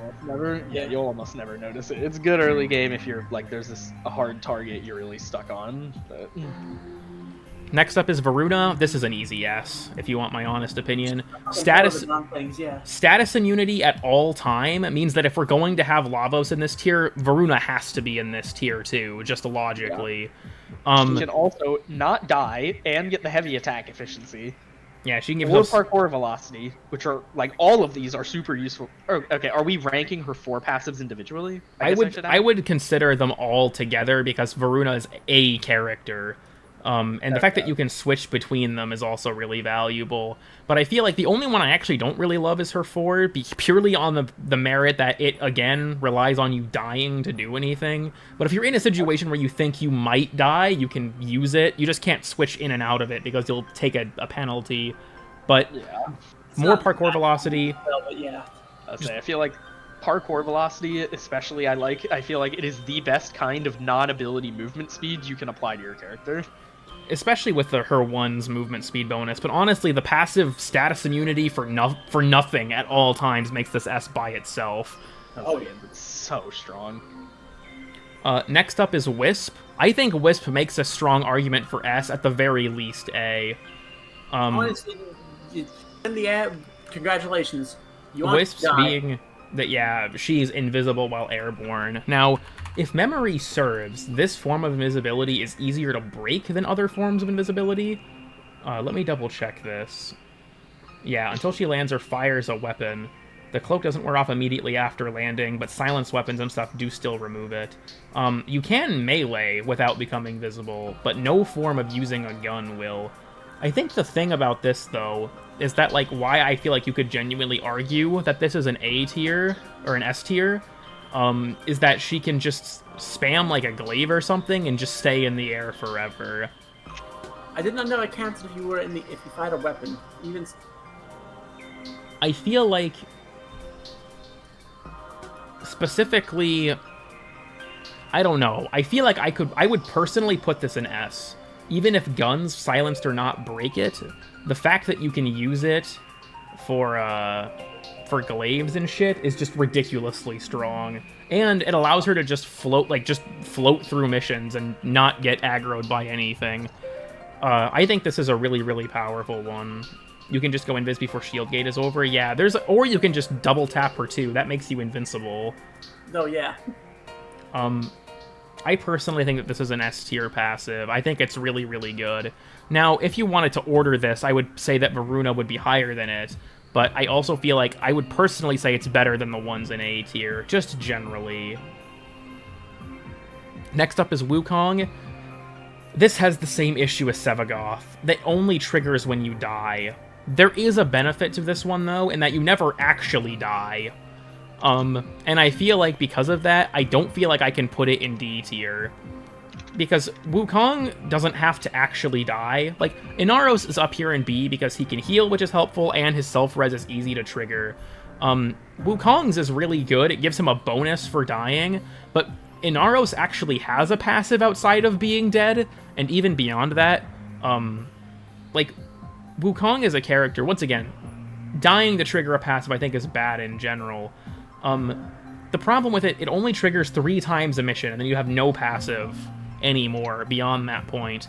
And on top of that, like I said, it does avoid the bleed out, so in environments where the bleed out would just kill you, like in arbitrations, it doesn't matter. But I feel like I don't know, this does literally nothing for you until you die, and then you get a temporary buff, and you can only trigger it 3 times a mission, so in things like endless missions, it's not helpful. And the buffs are very limited. I think the longest lasting one is not more than like a minute or 2. I feel like it's another case of if like it was on an inherently squishier frame, I could see it, but Wukong has the potential to be one of the tankiest Warframes in the entire game, considering his 2 makes him completely invincible and heals him, so...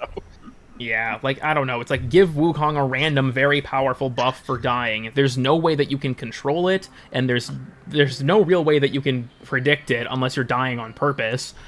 I feel like C is probably fair, honestly. Next up is Zaku. This one is going to be kind of difficult, I guess. I don't remember his fucking passive. Zaku's passive is they have 25% damage reduction to explosives, and when they are shot, there's a 25% chance that the attack will just go through them. Huh. This is a weak passive by itself. It goes up to 75% for both stats if you have a 4 buff active, but I feel like Nyx's is not great because of the context of her kit, because other things, they'll attack other things than her, or they'll be attacking her and she's invincible, so it doesn't matter. I would put Zaku's in D.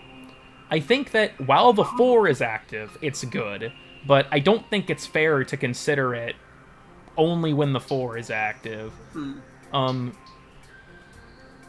I would say, like, with Vast on Time, I'd put it maybe up here, like in B tier maybe, but as long as we have just passive like with mid-C maybe, or... I personally would probably leave it in D. And it's in the state of just 25%. It's very similar to Nyx in that regard. When will you not have the 4 active? That's true, but I also feel like it's not entirely fair to say that the passive is only good, or is good because the 4 needed to reach evasion thresholds. There are, I guess, setups you can do with that. I feel like with the 4, it's pretty good. Without it, it's not as good. And I feel like I would consider that, because the 4 has to be active, I would consider the 75% an element of the 4, not of the passive. Oh, yeah, you know. Also, Zaku's passive does not stack with evasion. I actually believe that's correct. So average the 2 into C, I'm going to leave it in D. My reasoning for that, again, being I would consider the 75% reduction part of the 4, not the passive. Like, this ability is good when the 4 is active, yes, but this is by virtue of being a passive effect. Next up is Yoreli. I think this one belongs in A, maybe even S. Yoreli's is 200% more crit chance on secondaries as long as she's moving. And I think there's a 1.5 second window if she stops where she can start it again and not lose it. Yeah. That's correct. I feel like I would say A, maybe S, because it's also a very pivotal part of her kit. Honestly, I think you can say S. Because of the fact that she's going to be relying on her secondary, and she's going to be moving at all times. I think you can argue that it's S.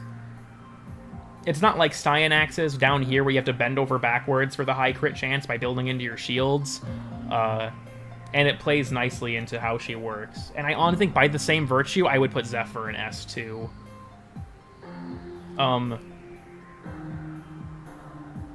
I feel like... because Zephyr's passive low gravity, I don't like. Zephyr's floaty element, I don't like. You can turn that off. But the fact that she has 150% more crit chance while airborne is very good. And yeah, it works on all of her weapons, and she is airborne usually pretty much always. I feel like it's a sizable boost. It helps with, you know, building damage for her tornadoes and shit. I think you could argue that both of them are S, honestly. Because if you don't like I don't like the element of her being floaty either, but you can disable it. Yeah. There's the augment. How come you don't like her floating? It just messes with my muscle memory. Is Yoreli's passive additive? I believe it's additive with mods, yes. Let me double check that real quick. Yep. Additively stacks with other pistol critical chance mods. And then I'm just to double check this, I'm almost positive Zephyr's is the same way. Yep, additively stacks with others. So yep, those are both additive with mods. Now, I guess for anyone who would be like, I agree that Nezha's is actually fun. I just feel like it's a more movement-focused element. I guess isn't amazingly powerful. Garuda S because of talents. Garuda's an S because her passive is a multiplicative source of damage that multiplies with other multiplicative sources of damage. Garuda's passive is Sleeper insanely broken. Oh, yeah. I didn't even know how broken it was till I found that one fucking, Cool Toxin Joy has been You have to be airborne. I feel like that's the thing, too. Like, with Zephyr, you'll be airborne pretty much always, because you can float with her 1, and her 1 just makes her, she's just floaty in general. And in Warframe, you will often be in the air anyways. I feel like Zephyr's, I would argue, is maybe a little less free than Ureli's, but it makes up for that because it affects everything. Oh, yeah. I would agree there.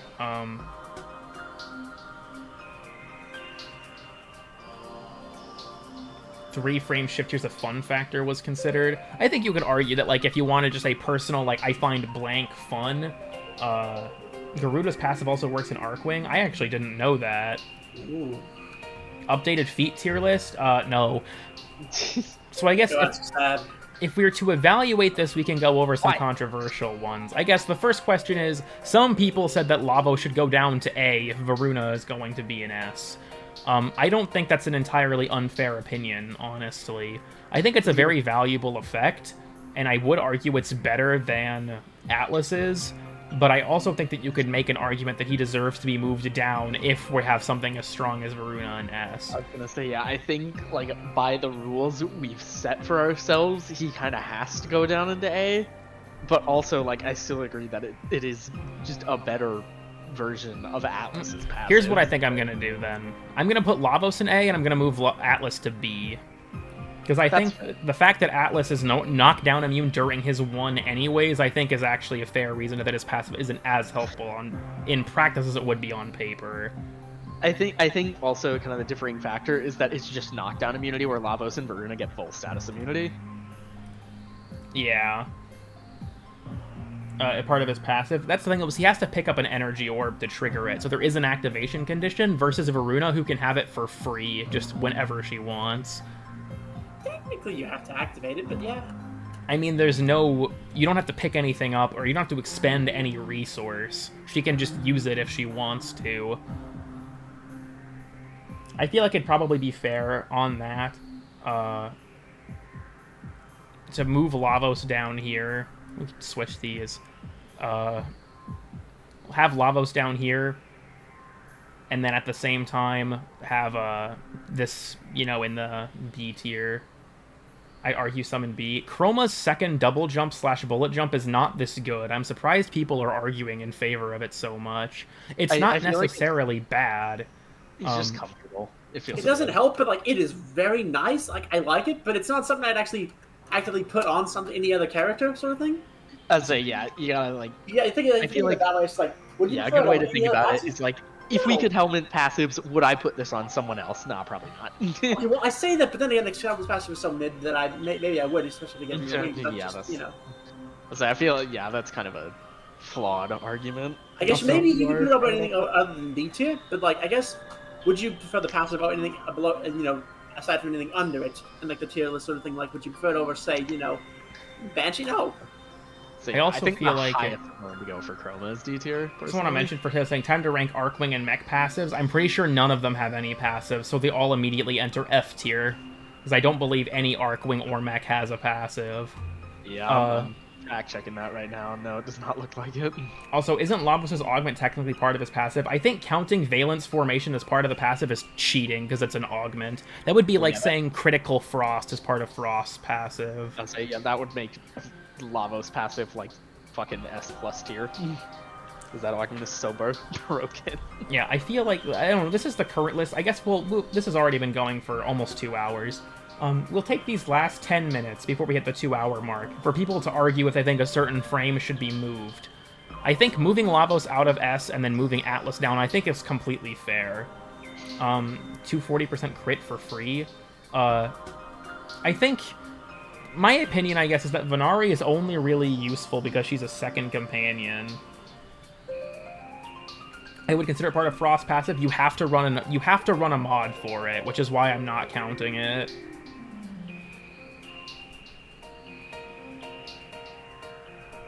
Because you don't have to always out vacuum / fetch. I guess the real question is, are you really going to be swapping out fetch every single time you want to equip your companion on mag, or like have builds specific to it? I don't personally think it's that impactful. Should be D. I'm sure there are some people who do it. But... I think Wukong's passive deserves to be C because he never enters bleed out, which is a big issue for characters like Sevagoth. Zephyr should be below Ureli. I disagree. Ureli's is 200%, only on secondaries. Zephyr's 150, but on everything. I think that's a fair argument that they should be in the same tier.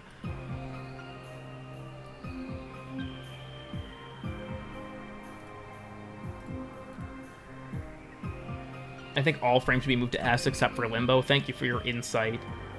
And it's huge for his kit. I feel like that's a good opinion. The elemental imbuing I'm not counting because it's...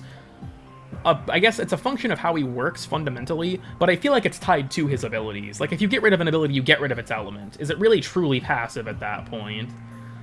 Yeah, that's fair.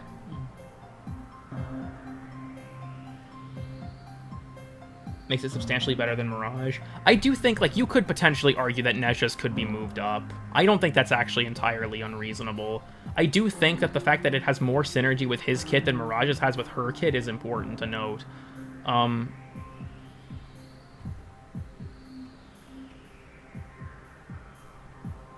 From jumping across the room fast twice. I think that's not entirely unfair, but I also feel like you're overselling how valuable it is.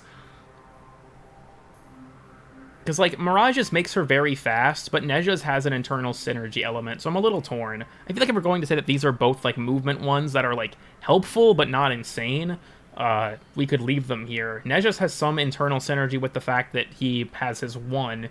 I don't think that Mirage necessarily has any internal synergy with her specifically. But Mirage, I think, is also better than the slide bonus on the grounds that her rolls go the same distance as a normal roll, but are twice as fast.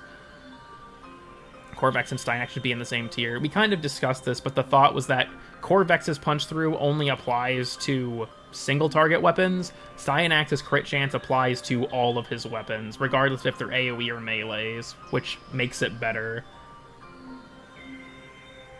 Honestly, I also partially want to just move Octavia down to C tier. I don't think it's this good. But a lot of people said that they thought it should be B.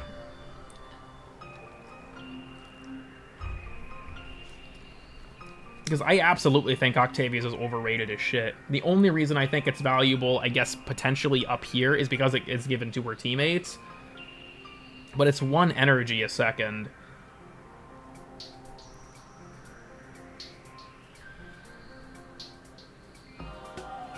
Under certain conditions, so it's fair she's in the middle of the pack. Because yeah, I do think Upsurge on Titania is worse, but that's just because I feel like energy is a more valuable resource than health, especially in the context of Octavia's kit versus Titania's. But honestly, if I'm personally thinking of like what all the passives in S tier give you by themselves, I feel like Limbo's is probably the best one. Why is Mesa passive so high? It's in fucking D tier. Also, Upsurge is the name of the buff that she gives where it's 4 health per second for 20 seconds when she uses an ability. Immunity to energy restriction effects.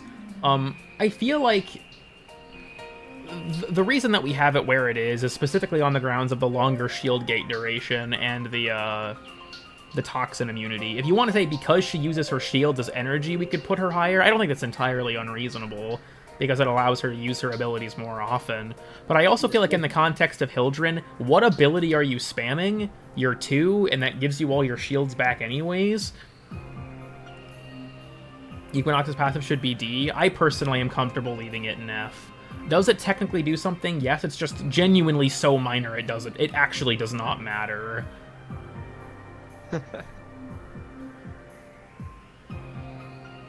Put a nuke ability. I guess that's true in that you can take advantage of helmets with it, but is it that fair to say that it's good because of the fact that it works well with helmets?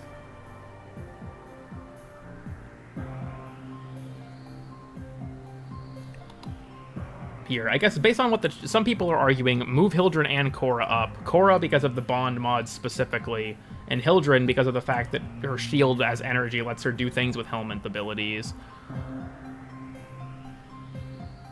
We considered that for Protea. I personally said that I didn't think it was what made it good. I feel like if we're going to argue it's only good for that. For helmet interactions? Yeah. Let's say, yeah, I don't think that's true. On her, so it's not as useful. I feel like it belongs in D because it does do something, even if it's not that impactful. I feel like you could also probably make an argument. I feel like I'm comfortable putting Harrow in B, honestly. Preparation is a thing that's nice, but not necessary. And the double overshield capacity is useful for his survivability, certainly, but he can generate it so fast that I don't think it's, like, insane on him. Vacuum is kind of hard to get when you start. I feel like part of why I'm okay leaving it in F tier personally is because it's something that you can completely shut off, and unless you're constantly playing around it, enables his kit. If he had a regular overshield capacity, his kit would still function just fine. I feel like the armor is only okay. I think you honestly could potentially argue that Grendel could move down. 1250 armor is... Let me think about this. 80% damage reduction, I think? When 1k damage doesn't matter. I think kind of the difference with Volt is it does apply to certain abilities of his, and it does enable certain things like fishing setups, and things like that. I think it has more usable niches, personally. For gameplay. If Mesa's only passive was the melee element, she would be the worst passive in the game. Giving up your melee for 50 flat HP is an insanely stupid idea. Even if it was 500 HP, it was still probably a stupid idea. I feel like, specifically... Actually, wait a minute, that is actually a free 50 HP on, like, sorties, though. That's still not worth considering. It's not, no. I was like, let's not try and argue for Mesa. Should be A if we got Veruda and S. Honestly, I think that Colorvo belongs up here, specifically because of the fact that he also gets the wind-up speed.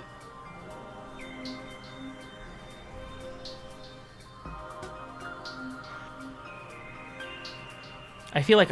I guess we could also... What's chat think about moving Grendel down one?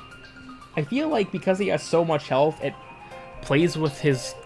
like, that element of him, but he also was trying to spit out enemies pretty much constantly. He doesn't want to keep them in his stomach, right? Yeah. So... Like, it's good, it's a big number, but, like, how often is it gonna be active? Yeah, typically you won't be at the full amount. To their fullest potential. Because I do think that, like, even with the augment that gives you, I think, up to 2,000 armor, you're rarely going to have this at max for very long, because when you play Grendel and you eat stuff, what do? You hit your 2, and then you start spitting it out as fast as possible, generally, with your 4. You typically don't keep it in your stomach. I think it would honestly be fair to say that Grendel can belong down here. Like... I feel like, personally, anything in C or above doesn't necessarily need any changes. These passives are, like, enable specific playstyles or are, like, somewhat mediocre for one reason or another. But I don't think that the... like, down here, D is passives that technically do something but aren't particularly helpful. One-shot, one fish. You only need to take a couple steps. Volt's passive is because you don't also have to remember which fish takes what spear, right? But Volt's passive being able to just... because the spears deal very low damage, so the passive, you only need, like, 10 damage on it to actually spear things. Maybe not quite that low, but it's not that much. Until you spit on an enemy and then it goes down a tier. I think that would be fair, as if, like, once you ate an enemy, it gave him, a buff that would decay after he spit it out. Kind of like Atlas. Actually, question. Now that I think about it, do we consider Rubble part of Atlas's passive, yes or no? I personally am in favor of no, because it requires him to play around his abilities. But I think I could see the argument that if you want to say Rubble is a part of Atlas's passive, he could move up. Because it gives him 1,500 armor and a way to heal himself. The thing with Rubble is you have to activate it either by, I think it's... remove from augments, killing an enemy under the effect of your 3, or breaking your 4. I think the tricky thing with that is you have to activate it, right? Yeah. if mutation stacks count for Nidus, I think Rubble should count. That's true. I think if we're going to go with that argument, you could say that either in that case Nidus goes down or Atlas goes up.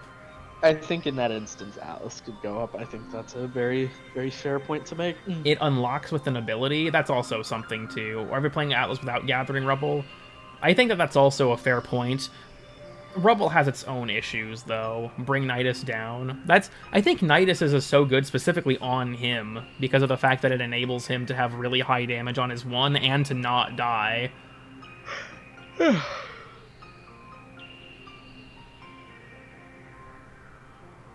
I feel like it's fair to leave Nidus up here. We could move Atlas to A if we're going to go ahead and because you have to activate it. You have to activate it by dying. I feel like that's kind of the main thing. Like, technically, Titania's passive needs to be activated by any ability. My current dilemma is, do we consider Rubble to be a function of his abilities or something that's passive?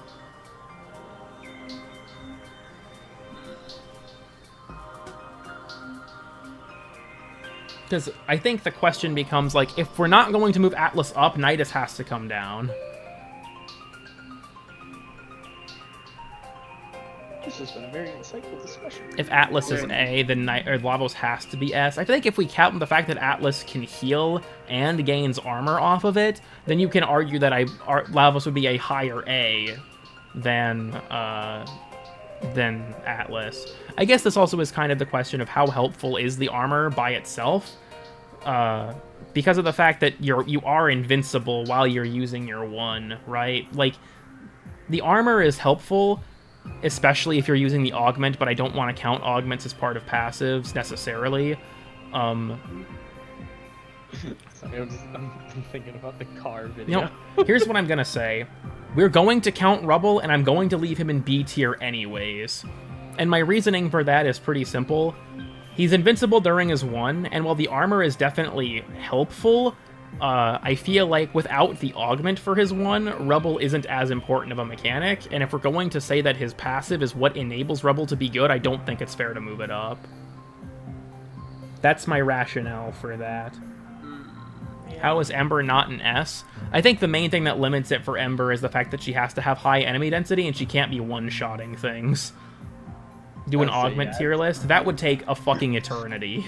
That would be a lot of compared to the other, like, strength passive, which is Protea, it's a lot more conditional. Yeah. I'm biased in that specific context, but I think that Protea belongs in S, which I feel like kind of by virtue means that Ember would have to belong in A.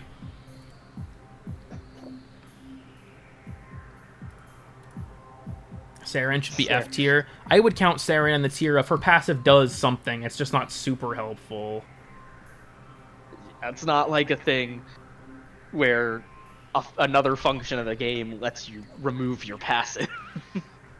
Basing this being in base or steel path, I feel like that's... How do I put this? I'm going to go with steel path. My reasoning for that being, if we considered base, everything is good and easy. And honestly, if we were considering this non-steel path, Ember falls probably to F, because you're killing everything. Yeah. So her passive at that point doesn't matter. I'll say, I feel like also just genuinely in a lot of contexts, outside of the steel path, the Warframe you play very rarely actually matters. Yeah, things are easy enough. I was going to say, hey, cool kid, recently found your channel and started watching a bunch of your videos. Your content is great, motivated me to return to Warframe. Well, I appreciate that that's done that for you. I hope that you've been enjoying your time back with the game. Strength doesn't matter on Ember outside of SP. I feel like to a point, like, because you can just kill shit with her 4 outside of endless missions, I don't think that's necessarily unfair, but I also feel like if you're using like high power strength, it is realistic to get quite high. And if you're not in an endless mission, you probably don't need the HP regen as much. That's also very true. And like also you got to consider like the kind of content people are doing, right? Like a lot of endless missions are really good farms, so like that's the stuff people are doing. If you want to be technical, Lavos provides more status duration than Saren. That's true, but it is conditional on his own ability duration, if memory serves. Kind of same with Frost. Frost, I believe, doubles cold proc duration, which is good, but it's only one type of status effect. It's good specifically because his abilities inflict cold. I'll say, yeah. Like, those kind of things depend on, like, how often can you inflict the status and the quality of that status. Like, cold is very good now, so, like, it's good. I'm The begging you to passive move. is I'm primarily not that. moving Neja to D tier. I'm sorry, that's delusional. Yeah, don't- deep delusion. I don't understand people who don't like the slidey passive. Isn't That Gaara's thing passive keeps enemy myself stun? in a Yeah, while. and honestly, like, I feel like as we've moved on, I think we could honestly make an argument that Gaara deserves to move down. Yeah. I feel like I'm a little torn because it's a free blind and that stuns everything near her, but there's also the element of it's unpredictable. I don't know. I feel like you could argue it belongs in A or in B. I guess the question becomes, do we think it's as good as the other things here? Because it opens enemies to finishers, and it also makes it so that, you know, things aren't shooting at her, and it's completely free, just as long as she's using her abilities, which you will be on Gaara, because you're going to use your 4 and your 1 a lot. I think I'll leave it an A for now. Basically, all the time, yeah. Really depending on the Gaara blind. I mean, are you depending on it? Not necessarily, but I also do think that there is the benefit of that blinding enemies opens them to finishers, and if you have any teammates, they won't be being shot at by them either. I also do think that 90% DR by itself, past a certain point, isn't enough, but Gaara has plenty of other ways to mitigate it that I guess it doesn't matter a ton. I feel like you could argue this moves down to B, but I'm a little undecided on that, I guess. Also, Garuda's passive is 100% more damage, and it's multiplicative with other multiplicative sources of damage. Is it multiplicative by itself, or do you have to have other sources for it to be multiplicative? It's multiplicative with anything, so it's not like multiplicative with itself. I don't think you understand how that would even work for something like this, because it's not like it has charges, but... Do we know Cyto 9's passive? We don't know Cyto 9's passive, and we don't know the new Warframe before him's either. I was gonna say, I don't think do we know anything about either of their abilities? I don't think so, right? Not really. I guess here, we should probably wrap up the stream, but I'll have one last poll then for the chat. Not Q&A, that's fucking stupid. Start a poll. This is going to be specifically for Gaara. Do we keep Gaara in A, or do we move her to B? What are we thinking? We'll run this poll and we'll see. Gyre up. I don't personally think Gyre belongs in S.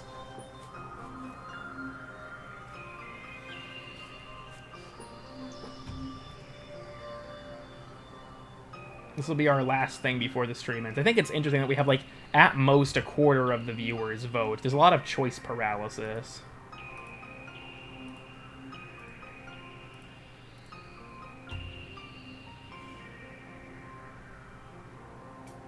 Can be outclassed. I actually do believe...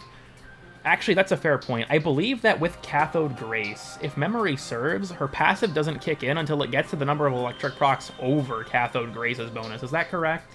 Let me double check this. Hopefully the wiki would say this.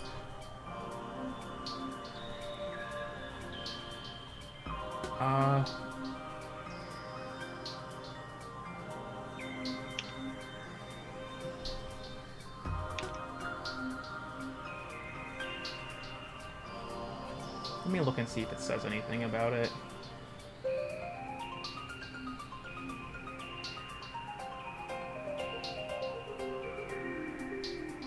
It doesn't seem to say. I guess I'd have to test that myself. It looks like the general consensus is to move it to B.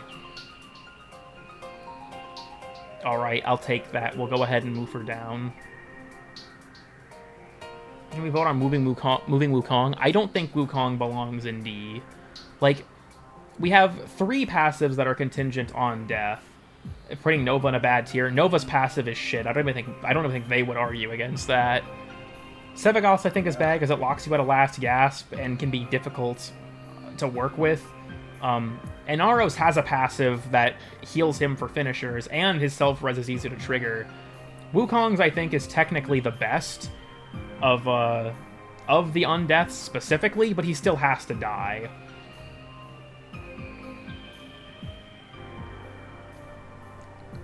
I'm trying to think, because honestly, I feel like the only other thing looking at this that I would consider, I think you could make an argument that Hydroid goes down because it only really matters against armor. Then again, armored units are normally like the most important units to consider when you're trying to craft a build. So. Yeah, that's kind of the... They're either they're everywhere or they're nowhere, and if they're nowhere, it's not really a problem. They only matter if they're there, and... I guess it only matters when it doesn't... You know what I'm trying to say about this. This will actually be our last one. Do we move Hydroid to A? Because it is pivotal for his kit, but I also think the fact that... I think the fact that Hydroid only works on armor does matter a lot. Because if you're fighting an unarmored target, then corrosive procs by nature don't matter. I vote to put Shiro in B tier on the what tier list. Also, Daggett to A. Daggett is staying in S. I'm putting my foot down on Daggett being an S. It's a twice the effectiveness at half the proc rate energized, but it has no cooldown. Let's say, yeah, you're crazy if you don't think that goes in S. I'll say one, yeah. I don't know. I have no other argument. It's S. We should clarify. Well, Hydroid's passive did get reworked, but I think his rework was long enough ago. It's been almost a year. Which is... I don't like thinking about that. It's useful to synergize with his third. I guess that's also true, is that spreading... That's the thing, though, is that the corrosive... That's part of the corrosive proc, though. Right? Like... I feel like the passive specifically... Might other cards invest in Archon shards for it? Like I said, that's if you're fighting armored targets. I think it's important to consider that this is an amazing passive if the enemy has armor, but if they don't, it doesn't do anything. The chat's voted in favor of S. I'm actually overruling that. I think in the context of it only working on armor, it's not unfair to say A, but S if armor is involved. So yeah, I think both of those things can be true. So I think A is a fair rank, because yeah, both of Why are you bringing Hydroid when there's no armor? I don't think it's unfair to just have someone say, Hydroid's my favorite frame, so I'm going to play him no matter what.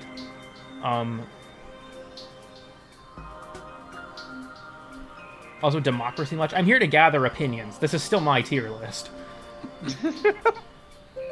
I feel like I would put Hydroid in A, S in the event that he's fighting the Grineer, but I feel like the, also this is specifically the passive. His passive has nothing to do with loot or crowd control, and yeah, I think specifically in the context of playing him not with armored targets, he is the only frame in the game that can technically hit 100% loot replication with Pilfering Swarm.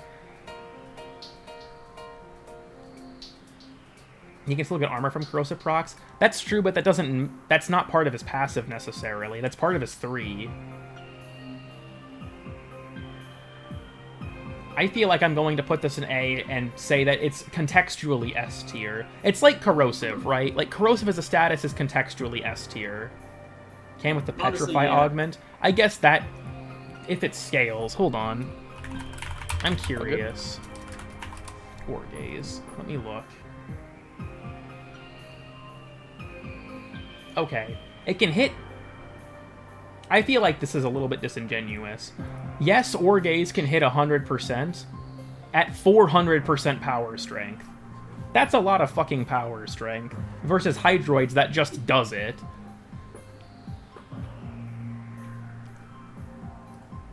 Orgaze here is a 25% base looking at the wiki. And it looks like it caps at 400%. I think. Let me double check this. I guess it doesn't say. If it goes over 100%, that's still 400% strength. Yeah. I think that, like, the question is it realistic? If you're going to have a build for Atlas that's purely just about spamming Orgaze, sure, but congrats. Like, welcome back, old Necros pre-rework. I hope you enjoy having zero fun at all times. Did Necros get reworked? Wait, Desecrate? This was a long time ago. Desecrate used to work. You had to cast it on every individual corpse. Oh. And they changed it because obviously Necros didn't get to play the game at that point. Yeah. Yeah, it's a reasonable change. God, I forget sometimes that this is a really fucking old game. I think I can, like, because my goal is to turn this into a video and then probably get sent more threats and have to lock the comments, but that's besides the point. Not just him that needs to apply corrosive procs. Again, that's true, and I think this is conditionally S tier. But there are legitimate reasons to bring Hydroid in environments where there is not armor. And in that context, his passive does nothing. Because you have to keep in mind, all his passive does is it makes the first corrosive proc inflict 50% armor reduction instead of 26. I think that there are legitimate reasons to play Hydroid outside of armored environments, and in that case, his passive is objectively F tier. It does nothing. But because it's so good in armored environments, it's S tier there. I think it's fair to put it in A. So yeah, again, both of those things can be true at the same time. I think that's something important to consider. And this could shuffle as I work on the video. I will also probably pass this along to some other content creators or just people in general and see what they think. My Chroma Bros. Honestly, I think you're going to be the only person defending Chroma's passive. Every faction does have armored units. That's true, but I feel like that's kind of with an asterisk, right? Like, oh yeah, the Corpus have armored units, as in Bursas, but like, those aren't that common.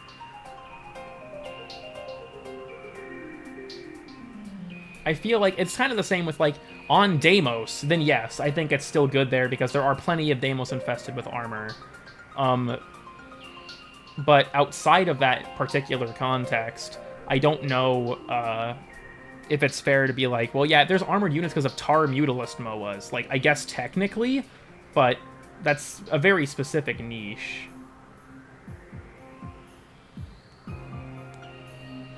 Don't the Tex and Scrambus have armor? Corpus Tex, no. Scrambus also no, I don't think. Doesn't his passive work exclusively on shields too? For who? Because Hydroids doesn't. Instead, it only affects corrosive.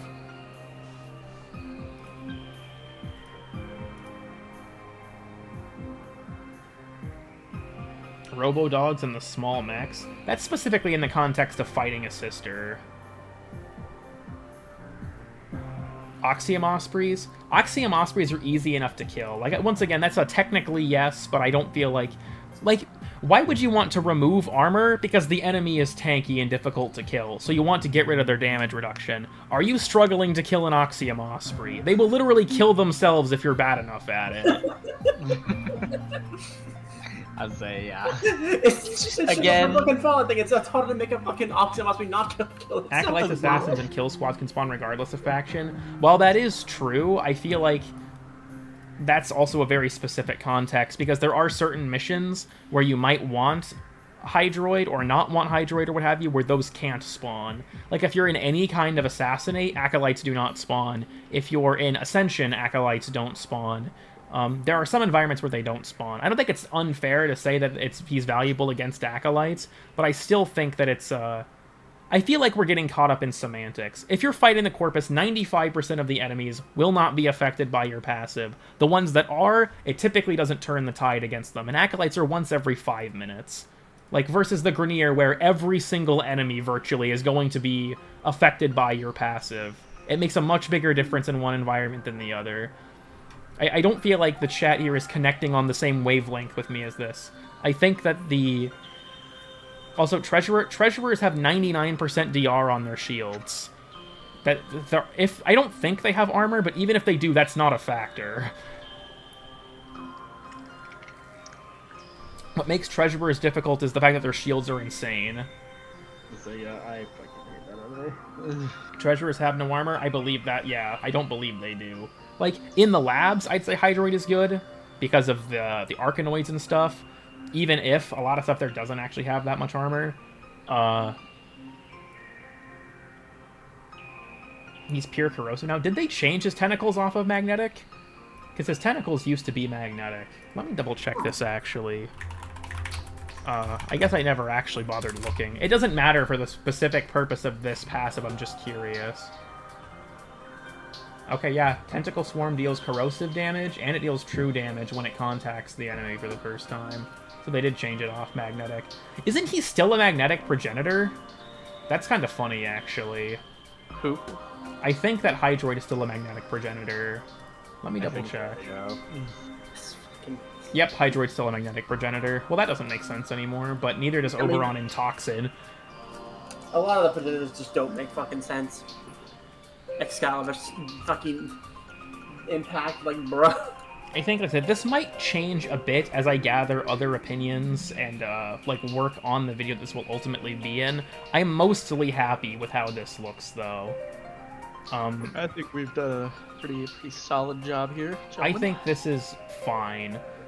Seems fine. Enough, at least. But you shouldn't bring him there. Once again, there are legitimate reasons to use Hydroid in environments that don't have armor, and I also think it's not fair to just say, well, just, like, I'm putting him in A and saying he's conditionally S. He's S in those environments, and F in environments that don't warrant his passive's use. And I think that just saying don't play Hydroid kind of sucks, especially because, like, plenty of people play a frame because they like them, and they're like, oh yeah, that's my favorite character. And I think it's not super fair to be like, well, just don't play Hydroid against the Corpus. Like, Hydroid's still strong on his other merits. Even if he's a corrosive-centered character, he can, you know, increase loot drops, he can imbue himself with bonus damage, things like that. So I still feel like there's legitimate reasons to play him, even if you just, like, enjoy playing him. I'm also kind of in the same mind with Hildren, of, like, her passive is quite good, and I feel like it would be considered conditionally S if you're using it for Helminths, but I also feel like it's kind of unfair to consider that specifically. Like, that's a helpful thing for Protea, but I do not think that is why Protea's passive is S tier. And I think you could make the argument that Hildren's is S tier in the context that you're using a Helminth ability. Otherwise, I probably wouldn't say it is. It's like saying Nidus is bad, it's because no stealth, sometimes I just want to play a frame. Yeah, and you can also, like, work around that, honestly. Octavia being that low. It's 1 energy per second. I think Octavia belongs this low.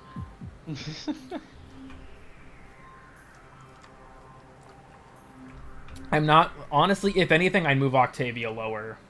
1 energy per second. There are so many sources of energy regen in this game. I would personally say that she's fine where she is, if not lower. Especially because if you cast an ability, it resets the timer, so you're losing all the energy that you would have gotten if you waited. Doesn't she in Toxic Immunity? Yeah. She was originally in B for those reasons, but someone argued that because her abilities tied to her shield can be used for Helminth abilities, that should be considered a bigger component of her passive, and I think that's fair. You could also argue that Lavos putting abilities on a cooldown makes him worse, but... yeah, I feel like should be tied with Titania. I honestly think that Titania's passive is worse off because health is an easier thing to recover, and just by the nature of Titania, she's not going to be getting hit as much. So Mirage passive in C tier, I think it's fun, I just don't know how, like, practical it is.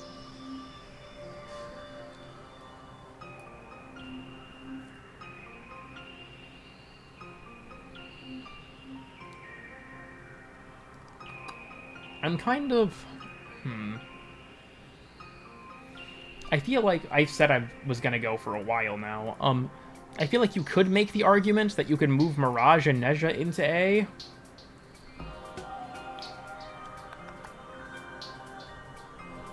Let me think about this. Or into B, sorry.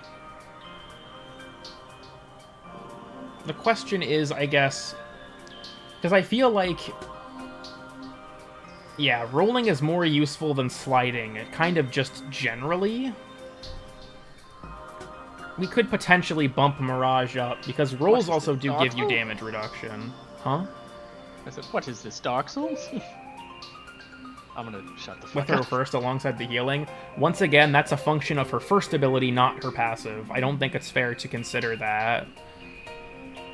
Reduce the amount of frames you have the DR. I mean... technically, yes, but she still goes twice the distance. Or, sorry, the same distance in half the time, which is still really valuable. I feel like you could go either way that Mirage goes in either B or C. I'm probably going to consult... what about Archon Intensify? You can use it for that. Intensify requires you actually do heal something. I I also think it's kind of, I don't know, a very external factor.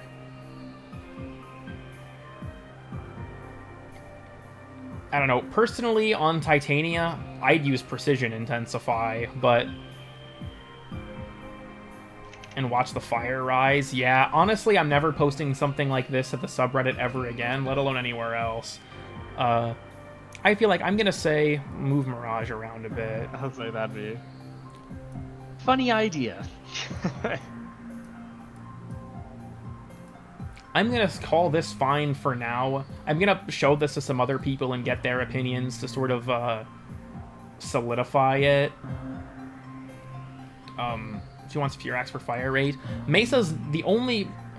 The no melee is not the only component of her passive. That part is complete dog shit. I will not argue that. The increased reload speed and fire rate technically do something for her, even if it's not that good. It's the same reason that I feel like really a lot of these are down here. It technically does something for them, it's just not that good. Versus F this is virtually unnoticeable. You could probably also argue that Mag is in D tier. I think that she's a conditional D tier.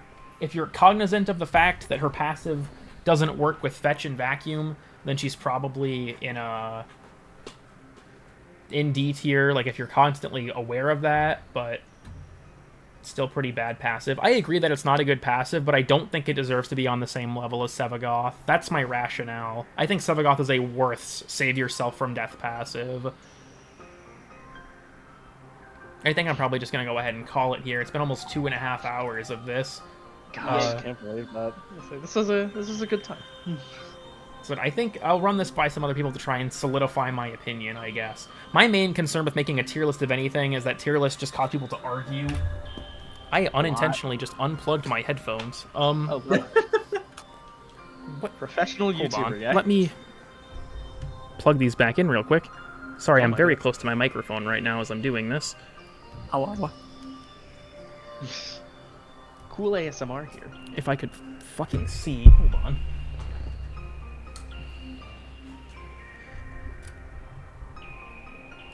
Okay.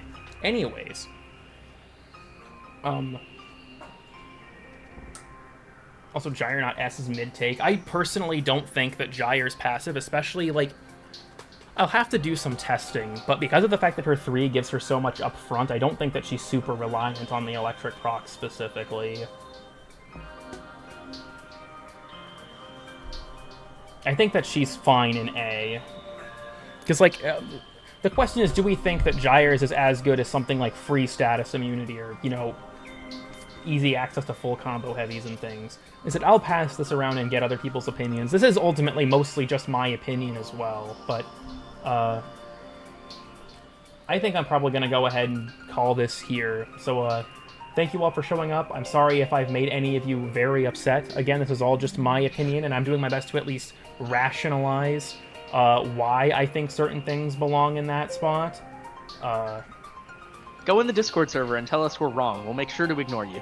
Do not encourage them to do that, because they will. I know, I'm kidding. Don't do that. Like I said, this is my opinion. My goal with this was mostly to rationalize why I have these opinions and to sort of work through the process so that I can make decisions better for the actual video. How is Citrine A and Titania C? Citrine is 25 HP a second. Titania is 4 HP a second. That's why. Yeah. So just kind of make that little comparison there, and you get it real quick. But I'm gonna go ahead and go. This has gone on for way longer than I expected. But thank you all for showing up. Discord's in the description. VOD playlist is in the description. Like I said, my goal is to make a video out of this ultimately, and I'm going to run this by, like, I'll probably reach out to, like, Nova and Shiro and a few other people just to get their opinions, and see, you know, what changes they'd make, or if they can make a convincing argument for certain things not being a certain way. But otherwise, I think that this is what we're working with for now. Thank you for the $1, the goober. Hold on, I gotta hit that with the like. Anyways, Shiro is C tier. I think Shiro is S tier by nature of, you know, their name starting with an S. But you can join the Discord, you can watch prior VODs. A video on this will come out sometime in the next 5 years, and I'm gonna go. See ya. Bye, chat.